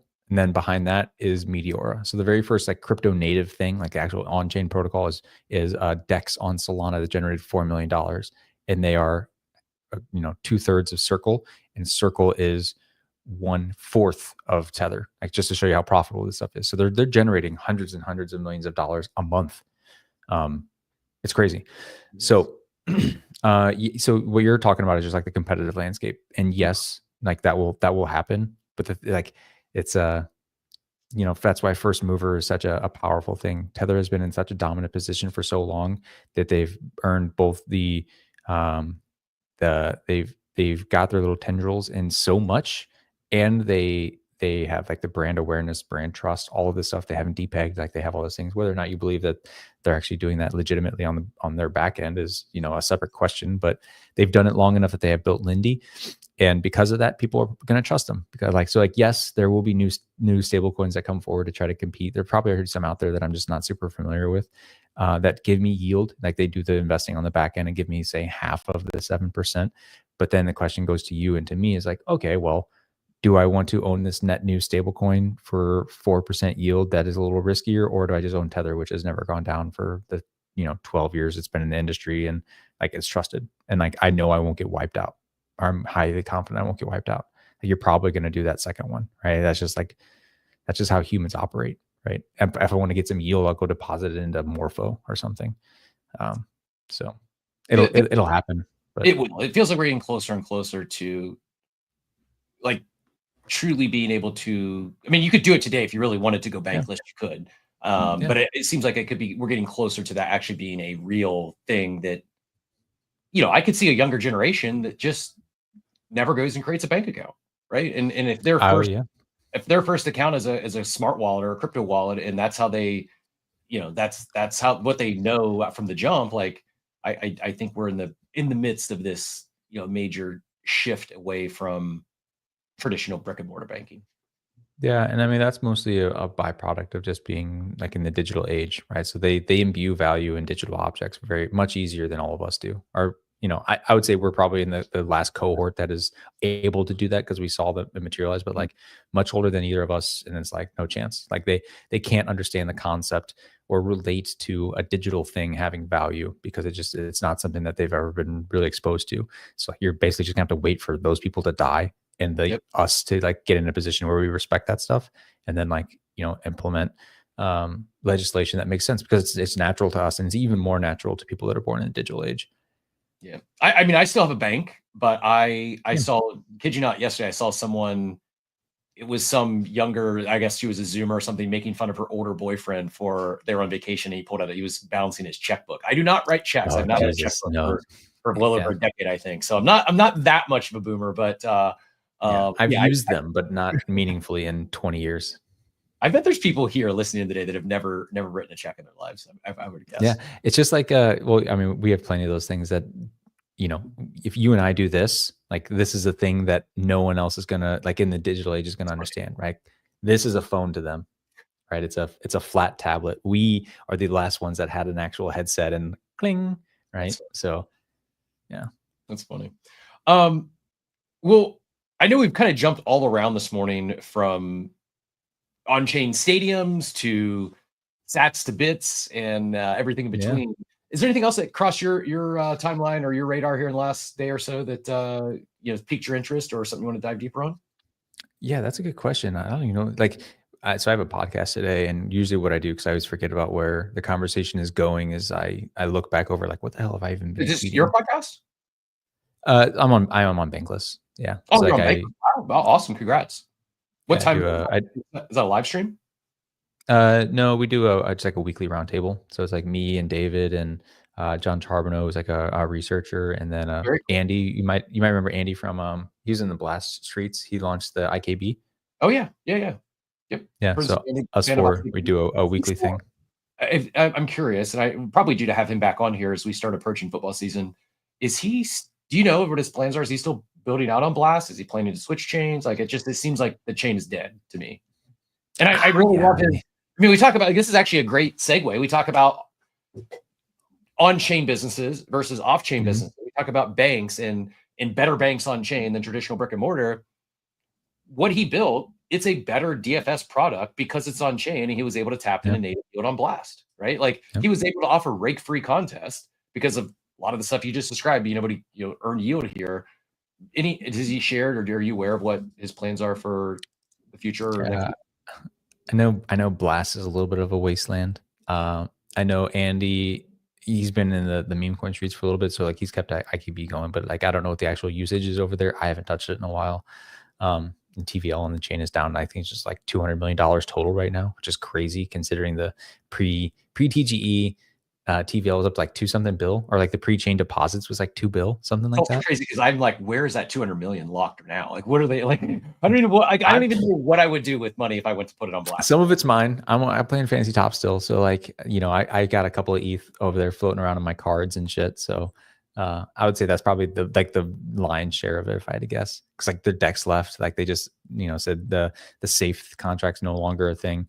It's not been doing well. But as for Andy, like I said, he's been doing a lot of shit coining and stuff. So I think the product is up and live, but I don't think he's been iterating on it. And I've been talking to him on the back end. He's actually got some in the same vein products coming forward that I think he'll announce here soon. I think he's always been really transparent with his position on stuff. I think I actually listened to him on your guys' space in the past, where it's just like he's like, yeah, man. He's like, I'm comfy. I'm not trying to like gobble up the world and generate a gajillion dollars in fees. Like I do this stuff for my own curiosity and to deliver products and stuff. But I'm not trying to like, become the next Pac-Man kind of thing.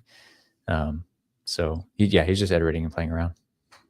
Well, I'd seen like your clip on Bankless. I just thought it was a one-off. I didn't realize it's a weekly show. I have so I don't know if you've caught this on the show or not. I used to be like a daily consumer of Bankless. It was in my rotation. Every time they put out a show, I'd consume it.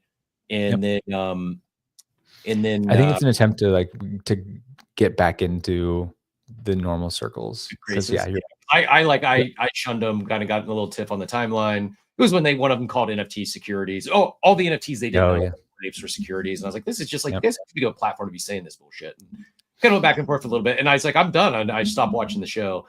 Now that I know you're on a regular show, I will give them a second chance and I will tune in, because about distribution reach, like they have sizable reach and distribution, and it is important. These are important conversations. I'm glad to hear that they are bringing more people like yourself and Andy on to help educate some of their listener base. Yeah, that was kind of the calculus. I think like they wanted to do something like this, and I think I'm aware of their recent positioning, because I actually come from the school of Bankless too. I listen to all that stuff all the time. I would, if I had to guess, their viewership is probably down a little bit. But my calculus was like, I bet they still have really, really good distribution.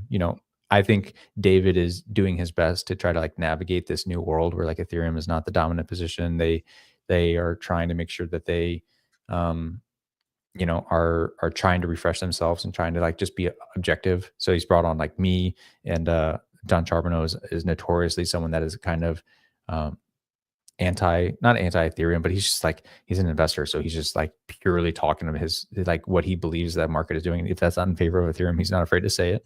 So like having some of these countervailing forces that are sitting there able to have a discussion has been fun. So I'm trying to like, you know, they're borrowing some of my rep. I'm borrowing some of their distribution. We're trying to see what we can do. Well, you can tell them at work. They've got at least one listener back who had torn them off after. No, I kid. I shouldn't be that hard on them. Like I do believe I did the same. I think the quality has also improved, right? Elsewhere, like other podcasts have also improved. You branch out, you find stuff that you like. It's just natural. They had a monopoly for a while. For my tiff with them, I do believe they were still net positive for the space. I blame them for my last cycle being an ETH maxi and not diversified in my bags. But no, like they really, they're not bad people. We all make mistakes. It's hard to talk every day and not let something slip. And so I should show more grace with my, I shouldn't cut them as often as I do, but no, there's a lot of worse people in the space than them. That's for sure. Yeah. Like ill-intentioned people. And like, you can even talk about some of their fuck ups with like was it AICC, like that all drama with their investment sides. Like they catch a lot of flack, some warranted, some not. Right. I think as long as we don't sacrifice like our values and opinions and like aren't afraid to say our things, then, it could still turn out to be negative, because I think they're trying to do the right thing. But I'm in the same boat as you. I was a maxi for a lot of the reasons. They pilled me. I was, again, school of bankless. I was like, oh, deflation. Oh, internet money, triple point value, like triple point asset, like all this shit that like I was in the Solana streets and I like appreciated the tech and I was doing all this stuff, but I was just like so pilled up on like inflation of the token and like all this stuff that like I ruled out the ability for it to like actually continue to gain market share. And thankfully, like NFTs, funny enough, are the things that saved me. I bought like I'm Claynosaurus holder. I'm a big Claynosaurus holder. Like I really enjoyed that team. I followed them to Solana whenever they launched and like had exposure to Solana through them. So yeah, that got me on board. That's interesting. You're talking NFTs and chains. I'm going to pull up a post from Whale here recently. I think it's just we sent out last night. Talks about, if you're looking at trading volume, there is no second best for digital collectibles, and that's not even taking into account the other EVM chains. This is volume by chain over the last month. 151 million in ETH NFTs traded. Polygon 33 million. I believe a large chunk of that is Courtyard. Solana 28 million. Bitcoin 17 million, and then you got Base at 5, ApeChain at 2.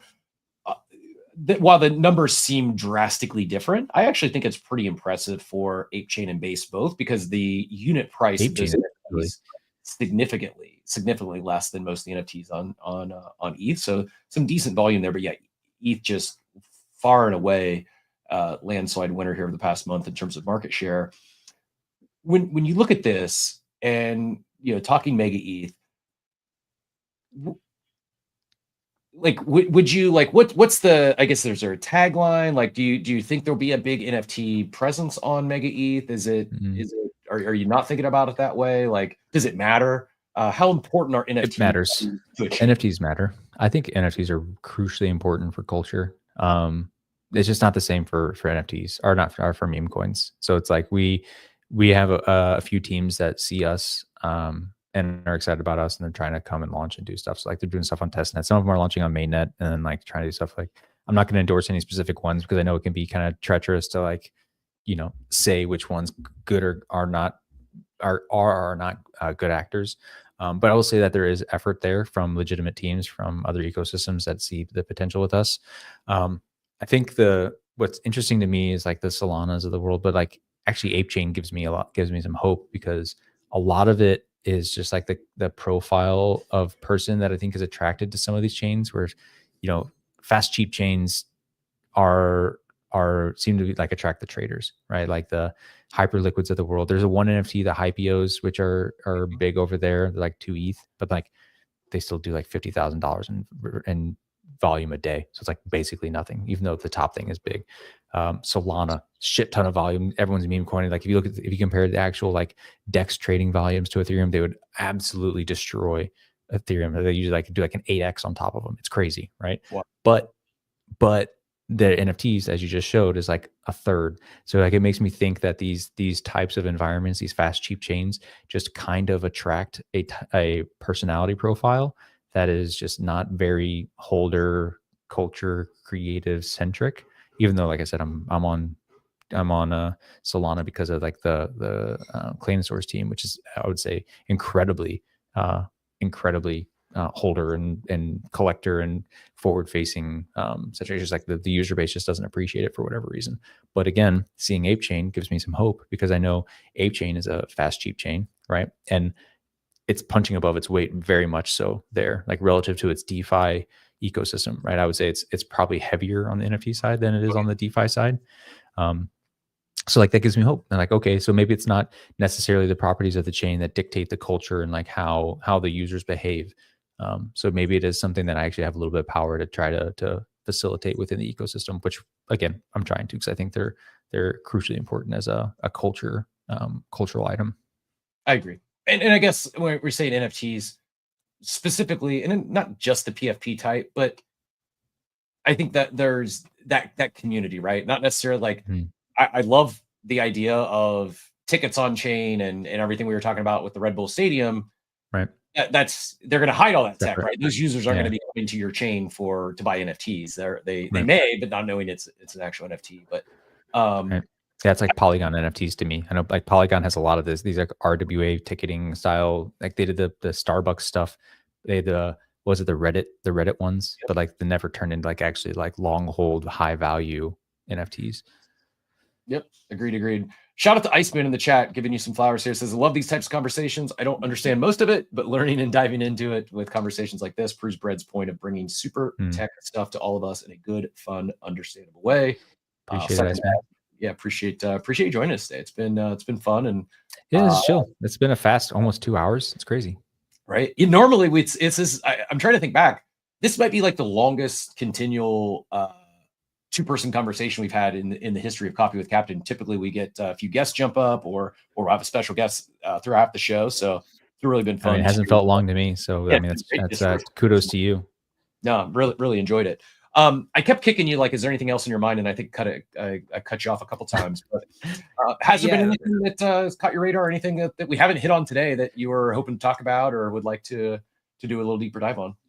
Yeah, like I said, I was going back and looking through some of my tweets and stuff to see like what even has the conversation been recently. I think we actually covered the majority of it. Like there was some Cardano drama, which is whatever. We should probably hit on that, though. We mentioned his name in passing. We didn't hit on it, but do you want to at least share the headline? And I don't know if there's any merit to it. I've not looked into it, but I mean, pretty wild accusation if it is true. Yeah. I think ultimately it boils down to an ideological difference. So what happened was the Cardano chain and Charles Hoskinson, whenever they spun up, the way that they issued a lot of their tokens in their ICO is through a voucher system. So they're, in Japan talking to these people and saying, hey, you buy this thing, you get claimed to a private key with, X tokens on the Cardano blockchain, right? So that's their thing. They go through and they sell all these things. People have to come and go through a redemption process of taking this paper ticket and like get their PK and like, actually claim their shit. So that was like whatever, 2017-ish, whenever that was, early. Created the points meta. Vouchers. Yes. Shizzle. This is OG points, right? So like they did that, right? But through the process of Cardano coming live and actually going through its protocol upgrades, implementing staking, like all of this stuff, in late 2020, late 2019, early 2020, I think is the actual dates. They had an upgrade. It's called like they were going from the Byron era to the whatever era, and the claims that these tickets had on a PK were technical debt. Like they didn't like it. It didn't jive with how they wanted to build the protocol going forward. They could have supported them, right? It was a technical decision. All of it's just code. You can do whatever the fuck you want with code, right? They made a decision to say, hey, like we could either like persist this legacy stuff for these people to claim this shit forever, or which again, this is like, it's a ledger update. It's UTXOs on the blockchain. It's all this shit. It's like, or we can try to make Cardano the best Cardano as we see it, and remove this old technical the Genesis keys is what they called them. They made the decision that like, okay, as of this upgrade, we are no longer going to maintain this code and respect this like subset of unclaimed tickets that we sold to these people. So to mitigate that, or to like, try to make sure these people got what they were owed, they swept all of the funds that were associated to all of these Genesis keys that were unclaimed, and they put them into the foundation wallet and said like, hey, we'll go through a process of redemption. We'll continue to try to like find the people and do this stuff. They didn't really like it wasn't like a big vote discussion. It wasn't just like something that everyone had a conversation around. It's just like the team made the decision to put this like snippet of code into the upgrade and do the thing. So it becomes a philosophical thing of, okay, yes, you guys are making the technical decision to do what you think is best for the chain itself, the best tech, right? But you sold these things to these people, to my knowledge, without an end date, and you are unilaterally making the decision that you're just going to take all of those funds, right? On a ledger where like everyone is supposed to own their own thing and not have no one is supposed to circumvent you.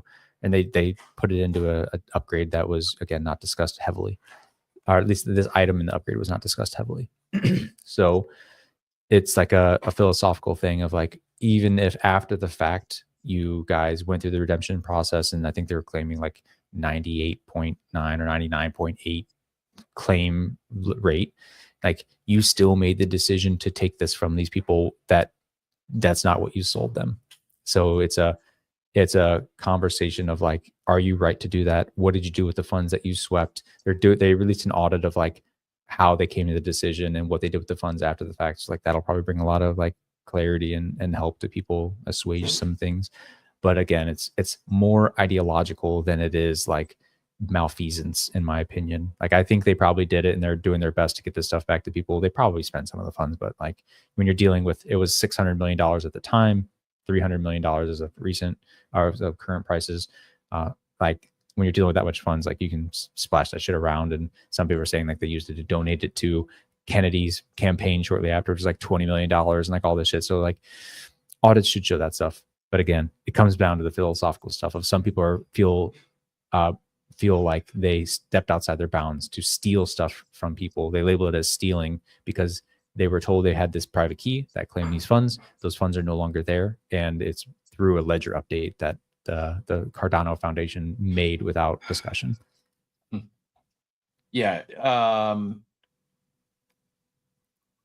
I guess I missed the space. I popped on for a little bit last night, but I guess Hawkinson was on Alpha Space last night and like was furious about it, like threatening lawsuits over defamation. And it sucked. I was actually on that stage and I wanted to like, like he was like, I wanted to ask this conversation because like he also paints it in a like, oh, like it's all like, again, he talks like the technical like process in which they did it. Oh, we communicated to people. Oh, we did this thing. Oh, we made decisions. Oh, we followed, like we're not colluding on anything. We're trying to get redemptions, which I think they can also do that stuff. But that does not change the fact that like we're in an industry where people highly respect sovereign ownership over their assets. And they made a decision internally basically to wipe that. Even if it was with good intention, like you still kind of acted against what is like a core tenet of the space, and like people feel icky about that. So it's like I wanted to see how they felt about that. Yeah. What do you think the outcome is? How do you think this plays out? Just do you think fine. it blows up like, and becomes a bigger deal, or do you think a month from now everyone's forgotten about it? No, because like everyone forgot about it because like the headlines are over, right? Like the audits probably come out and say like they actually are being good stewards of the funds and they actually tried to like help these people, which I'm inclined to believe. Like I honestly, some people feel a certain way about Charles. I actually don't think he's a liar grifter. He's eccentric. He's kind of weird, but like I don't think he's malicious. I don't have that kind of detail. So like I believe that they probably were trying to act in the best interest of people, and they probably are did their best to find people. But some of those people are dead. Some of those people are moved out of country. There's a lot of things that happen. They just burned the paper. Whatever. You don't know. And that's just a hard process to do. So I'm willing to give them the benefit of the doubt, and it'll probably be nothing burger when the audits come out. Yeah, I think you're probably right. Diego asked, what's his X account? It is, I just replied, but I only put it in YouTube chat. It's IOHK_Charles. IOHK_Charles is his X account. He's also, I believe he's the one attempting to bring back the woolly mammoth. Is this right? Oh, yeah. I forgot about that. Direwolf mode, he says. Like I said, he's super eccentric. He's, he's like fucking 32 and looks like he's like 59. I thought he was black. Yeah, he's got a Black Hawk helicopter. His profile picture there is because he went to like an ayahuasca camp and got the like fire ants on his hands and shit. Like he's smart. He's very articulate. He's very charismatic. Like that's why he's been able to build. He's done the founder-led marketing to a T. He's got a cult all the way around him. And he was an initial core dev of Ethereum, right? Am I correct in that? Yeah. So like, if you like Polkadot, Cardano, and Ethereum are all like the original team of Ethereum that implemented Ethereum. So Charles was on that. He had a falling out with Vitalik. And then the founder of Polkadot, his name eludes me right now, but he was also on the core team. He was like the CTO technical dude at the time. So he went on to do Polkadot because he saw a different future for a lot of this stuff. And there was a fourth guy, I'm forgetting his name, but so like there's some lore there.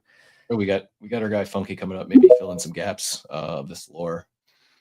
Funky GM, always a pleasure. What lore are we missing as it relates to Mr. Hawkinson and the? He is not a dev. Let's just be very clear about Charles Hoskinson. This there dude, you go. I mean, he basically the big falling out that you guys were talking about is because from the jump, he wanted to make ETH a business. He wanted to be a commercial product. I mean, he is a dev. He knows, I shouldn't say that he's not a dev, but he had really no hand in the technical implementation of the way that Charles Lubin, Gavin Wood, and the other guys and Vitalik did. Gavin was a CTO. There's a great story. I think Laura Shin wrote a book that's like gets into the whole details about the founding of Ethereum and everything else and the falling out. I've read actually one book several years ago about this, but yeah, I wouldn't say like he was the Cryptopians crucial. Maybe there was a Cryptopians, yeah, but he wasn't crucial to like ETH the way that he would probably love for himself to be seen as. I just want to say that. But otherwise, I've loved this conversation. I listened to the entire time while I was at the gym. Fantastic, Brad. It was great having you up here. Yeah, I'll second that. Funks. Appreciate you, Funky. Thanks for the added insight, and really enjoyed the conversation with Brad this morning. I know we've got the open invite. We'll extend it again that yourself, anyone else in the MegaETH team, if anytime you want to come back for a full like deep dive, we'll do normally we have a special guest at 9 o'clock hour. That'll be our an actual interview, and the least we can do to return the favor for helping us out today will be a deep dive on MegaETH, whenever the timing is right for all of you. I guess before we let you out of here though, regarding MegaETH, I've seen a few people in the chat. I know you had this million mint on testnet a while back. I did mint a few of those. And then I just saw someone mentioned, and I'm not sure if this is who you did the first one with or not, but they were talking about Tut. Yeah, you're doing a collection with Tut. Is that another testnet collection? Is that like, what do we need to know about this? And then again, anything else MegaETH related? But yeah, what's up with this Tut collection? Yeah, this space has a way of doing this to everyone. Where it's like, like so I'm part of the team. I want to like get people energy on testnet. So I was like, I fucked around. I was just like, you know what, like. It'll have fun. So I did the open edition mint of 1 million mints, which is actually productive. It ended up running up to 4.4 million mints. And that's because some devs saw it as a challenge. I don't know if you saw my post the other day, but like some devs saw it as a challenge. Like, okay, I literally want to mint as much as I can. And because MegaETH's capacity is so high, they wrote smart contracts and were able to mint 500,000 NFTs in a single transaction, just like one shot, boom. And this, like the size of the transaction was all of the rollups, all of the other L2s that exist combined times like 20, right? So it's like, it's gargantuan. And that was still only using 70% of the capacity of a single transaction. So it's like, it's really hard for me to articulate like how, like the step change of like how big this shit and like the actual chain can be. But these guys did this thing. So that's how we ran it up to like 4.5 million. You had devs just like fucking around and literally trying to break the chain by doing it. And they did in some instances. So I have them talking to our engineering team. So I did that, and it's like the reception was so fun. People had fun with it. Some people were one-click minting it to the tunes of hundreds to thousands. Others devs were doing that. So after doing that, Tut, who is a artist in the space, I actually just had a call with him 2 days ago. He's fascinated by the bread lore, like, because it's just like inspires him to like create so much weird, like, because of my tattoos, and sometimes I do ass pictures, and then like because bread is so relatable, so you have buns and toasters and whatever, all this shit, whatever. He's having fun with it, and he's actually a good artist. So he's like, I said I would do a follow-up mint, and I was like, well, fuck, everyone's had so much fun with it. I'm going to make a legitimate and like try to put a little bit of energy into this. He is inspired by me. We're both around the same age, so we like the nostalgia shit with like pixels and Zelda and Mario and like all the old cool like whatever stuff. So I was like, all right, let's like give this some energy. So he's going through the process of creating all these traits. We're iterating on stuff. We're gonna actually like deploy an actual like honest attempt at it, like a decent, fun, interactive collection. It'll mint on testnet, but we would like to make it to where people can also get it on like migrate it to mainnet or something in eventual. So like and I don't want there to be any monetary component to it. So I'll pay him for his time and energy. I'll give all the royalties to him because he's the one that's doing the art. I'll let the mint be free for people who did the open edition mint. Just try to have fun with it, and then let them migrate it to mainnet and have fun. So yeah, no timelines though, but he is obsessed, and like he just told me just like continuously dump ideas on him of like traits and shit. So if you guys have you can think of any fun old computer like video game stuff, like like party hat from like RuneScape, we want to get like the Mario mushroom hat, like all like all the fun things, then like get some stuff from other NFT collections that we appreciate. So we'll fuck around, just give people something to collect. You mentioned timeline. Do we have a timeline on MegaETH launch? Is it been? Yeah, Raymond for Q3. So okay. We're not too far out. We're iterating through the Mafia 2 stuff right now. Yeah, you want to plug that real quick? Talk about those games. You want to plug Mafia 2? Is it still open if anyone wants to potentially participate in the we're coming up on the end of it. We have like the end of this month. It's like, for people who don't know how we're trying to grow the MegaETH ecosystem, we're trying to make opinionated bets on apps specifically, right? So we're not just doing like, open grant program, people can come in and we'll just like distribute it evenly across all the teams that apply and win the hackathon, right? We're saying our chain is unique and special, and if you understand that and you can visualize something cool or you just like want to contribute, we did a first round of like finding founders. We did like 16 to 18 ish. Some rotated it out in our first batch, which is materialized into some of the products that people are enjoying on testnet, like Noise, if you've seen on the timeline, GTE, Hop Network, if you're interested in DPIN, that's a VPN network. So like we got these teams that not necessarily were Web3 or had this in mind, that are building these awesome applications. We're making big bets on them. We co-lived with them. We flew them around the world. We're helping them find CTOs. We're helping them go through raises. Like we're really trying to uplift them, give them ideas, working on their actual products themselves. We did that with our first round. It was so successful. We think like this is the way forward. It's just like, if you're going to find actually high quality apps, you have to make big bets like this on people. Some will fail, but like the winners will really win. We're doing another round of that. So we announced it about a month ago. It's another cohort of 15 going through applications now. You don't need an idea. You don't need a team. You don't need a whatever. It's like, if you show that you or demonstrate that you think outside of the box and you maybe have an idea and you have, you're ambitious, you're a good person, all this stuff, put an application. You can just go to the MegaETH _labs account and you'll see it's pinned at the top. That's the actual thing. But we're going through interviews now, we're going through applications now. Interviews will be in like a couple of weeks. And then the teams that get elected will spend the next year helping them come to market, go through raising. We're going to help them like actually live with them and co-build, first in Copenhagen, then in Tokyo, then in New York, each for 30 days at a time. You don't have to live there, but go to all three. But like, the offer is there. We're trying to make sure that, you're around other people that are building cool shit. We're bringing in advisors from the industry. The original teams that did it, we were in like Chiang Mai.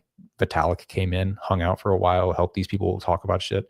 You get VCs from like Dragonfly, big investors like Jez that literally just come and chill and have a good time. give advice, talk about protocol design.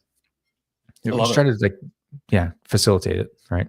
Yeah. So- Truly love how you're building this focus on not just the builders, but being intentful with the apps, at least at launch. I do think it's really, really important. And we've seen too many chains launch, and after their TGE or their points, whatever Ponzi they have set up at the beginning, as soon as that, I mean, we were just talking blast. Like, it's just, there was no intentful, I shouldn't say that. Yeah, this is not a shot at Andy or anyone else. They fumbled the bag, man. They had so much energy, right? They really did. That's a shame. But I think back to the earlier point, how we talked earlier, it's like, it's easier to create momentum and capture some mind share than it is to keep it.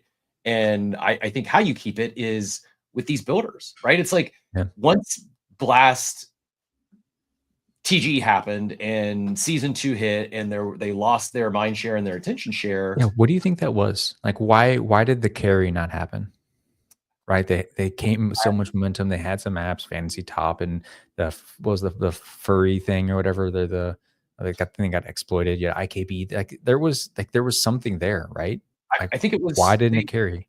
I think it was a really bad TGE. I think they launched great pre-TGE, the points, the jackpot, like that even I don't know, it's like, it's not the greatest now in hindsight, but even like their portal, their dashboard initially, like the jackpot deck, I think was one of the things that was, again, it sounds silly, but it was novel. It worked. Yeah. And then they stopped it at TGE. And not only did they stop that, they didn't introduce anything else. They were talking mobile first, it took a month on the mobile app. Like, it's just like, I don't know if they rushed TGE or they just didn't have, like, maybe they were never going to have anything ready, and it was just, may as well do it now while we still have the attention and the mind share. But yeah, it's like, for as good as they did pre-TGE, they were the exact opposite post-TGE, I felt, in terms of, did they just turn off the spigot? Like you're saying, like that. Yeah, they stopped the roulette wheel for people to go and like get their daily tasks. Like, yeah, I guess like everyone built up all these habits and things to check and do whatever. Price action probably has something to do with that, but like a little bit. But you know what? I would have stayed around for a little while if like the jackpot was, and they even kept the jackpot, but like never hit. It's like, what are you guys doing? Like, you had something that was working and you just turned it off. Yeah, it made no sense to me. I don't know. Maybe Pac-Man saw the writing on the wall, and hey, this is the most we're ever going to be able to have a biggest liquidity event we're going to have. May as well do it now. And I don't know. It was just, for as good as the mechanics I thought they had going into TGE, there was nothing afterwards. And so my point is, like, you could do that. You don't need to have an ongoing Ponzi if you have a culture of loyal builders who aren't going to leave your chain for a new shiny toy. We talk like BZ is one of our sponsors, by the way. Tuesdays normally our coffee with Captain Day. I did pin up a BZ announcement. We're going to we'll do coffee with Captain either another day this week or add a week onto it. I did not, we normally do that from Steve's account, and I didn't think through things enough to do it today. So I didn't want to do a half, not a full proper coffee with Captain. So we'll add one on to our campaign there. But yeah, they did just announce there is some new, I'm not familiar with this, but it's Labubu fans. They have official sealed Labubus boxes, just tokenized on BZ. That's pinned up top. Go check that out, and we'll do a coffee with Captain double dip here in the near future.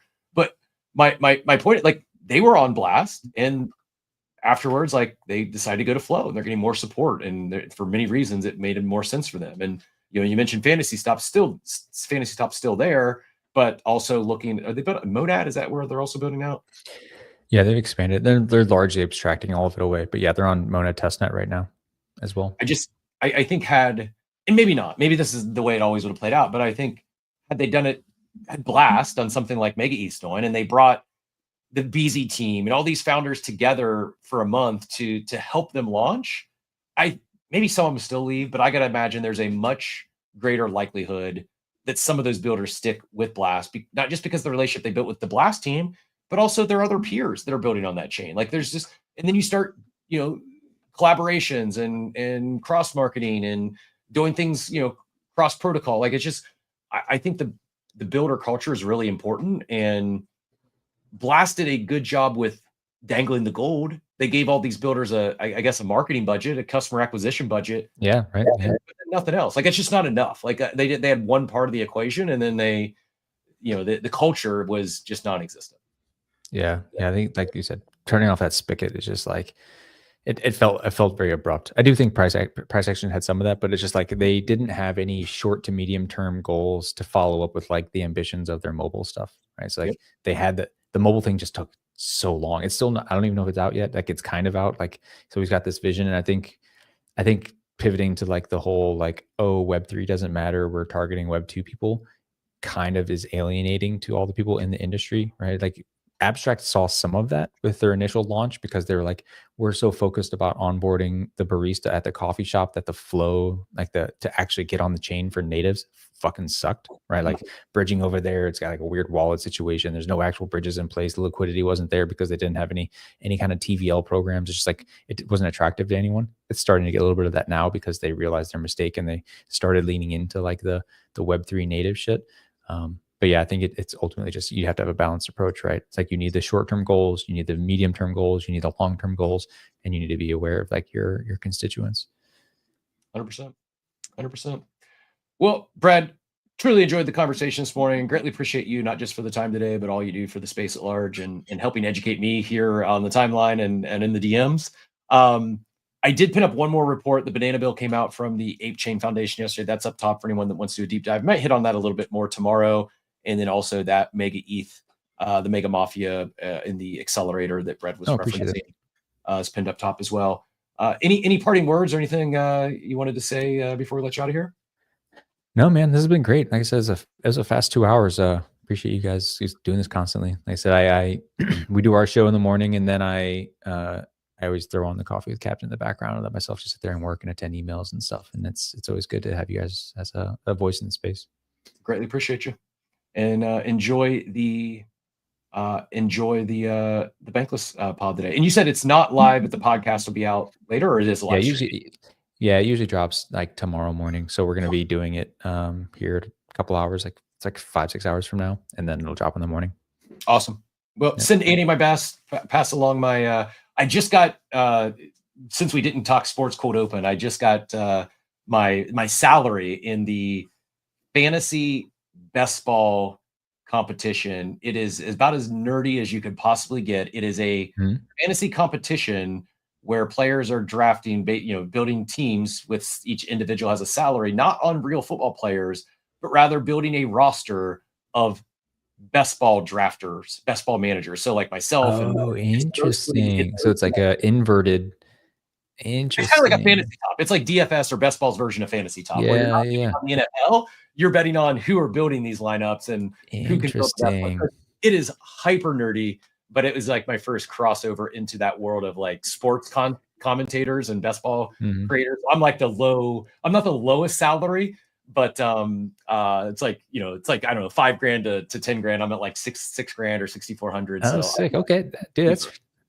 Yeah, I think you get a little competition for yourself to see, like, to see how you can pump your numbers up, earn some respect. That's sick. I had it in a fantasy league for 16 years or something from my childhood. Right? Like, I played with my buddies all the time. I'd never branched. It was always our football. I never branched into basketball. I did a little bit of baseball, which was tough. I was actually an avid baseball watcher and an avid fantasy football player until I lived in Norway for like 4 years as a consultant, and it just flipped my entire schedule on its head. Like, watching any sports was just like middle of the night. I disconnected from everything, and it broke all my habits. It's like I haven't really fully dove back in since doing that, and that was like 2 years ago. Fun. Well, thanks again for all your time today. Really appreciate it. Enjoyed the show. Duke says hello as well, and thanks for joining today. We'll be back tomorrow, 8 a.m. Eastern. As always, if you want to hear more from Brad, check the Bankless episode tomorrow. He's also on Modern Market. That shows before this one, 7 a.m. Eastern time, Monday through Friday. And we'll be back tomorrow. I'll pin the carousel up top. If you haven't yet hit that, smash that reminder for tomorrow and the rest of the week as we play us out here. And I don't do the closing as good of justice as our guy Steve does, but as he always says, I hope you all have a wonderful, wonderful day, everyone. Later. Thanks for tuning into Coffee with Captain, powered by ApeCoin. We hope you enjoyed the show, and remember, nothing we discussed today is financial advice. Until next time, keep exploring, stay curious, and we'll see you soon. Have a great day. Welcome to the future.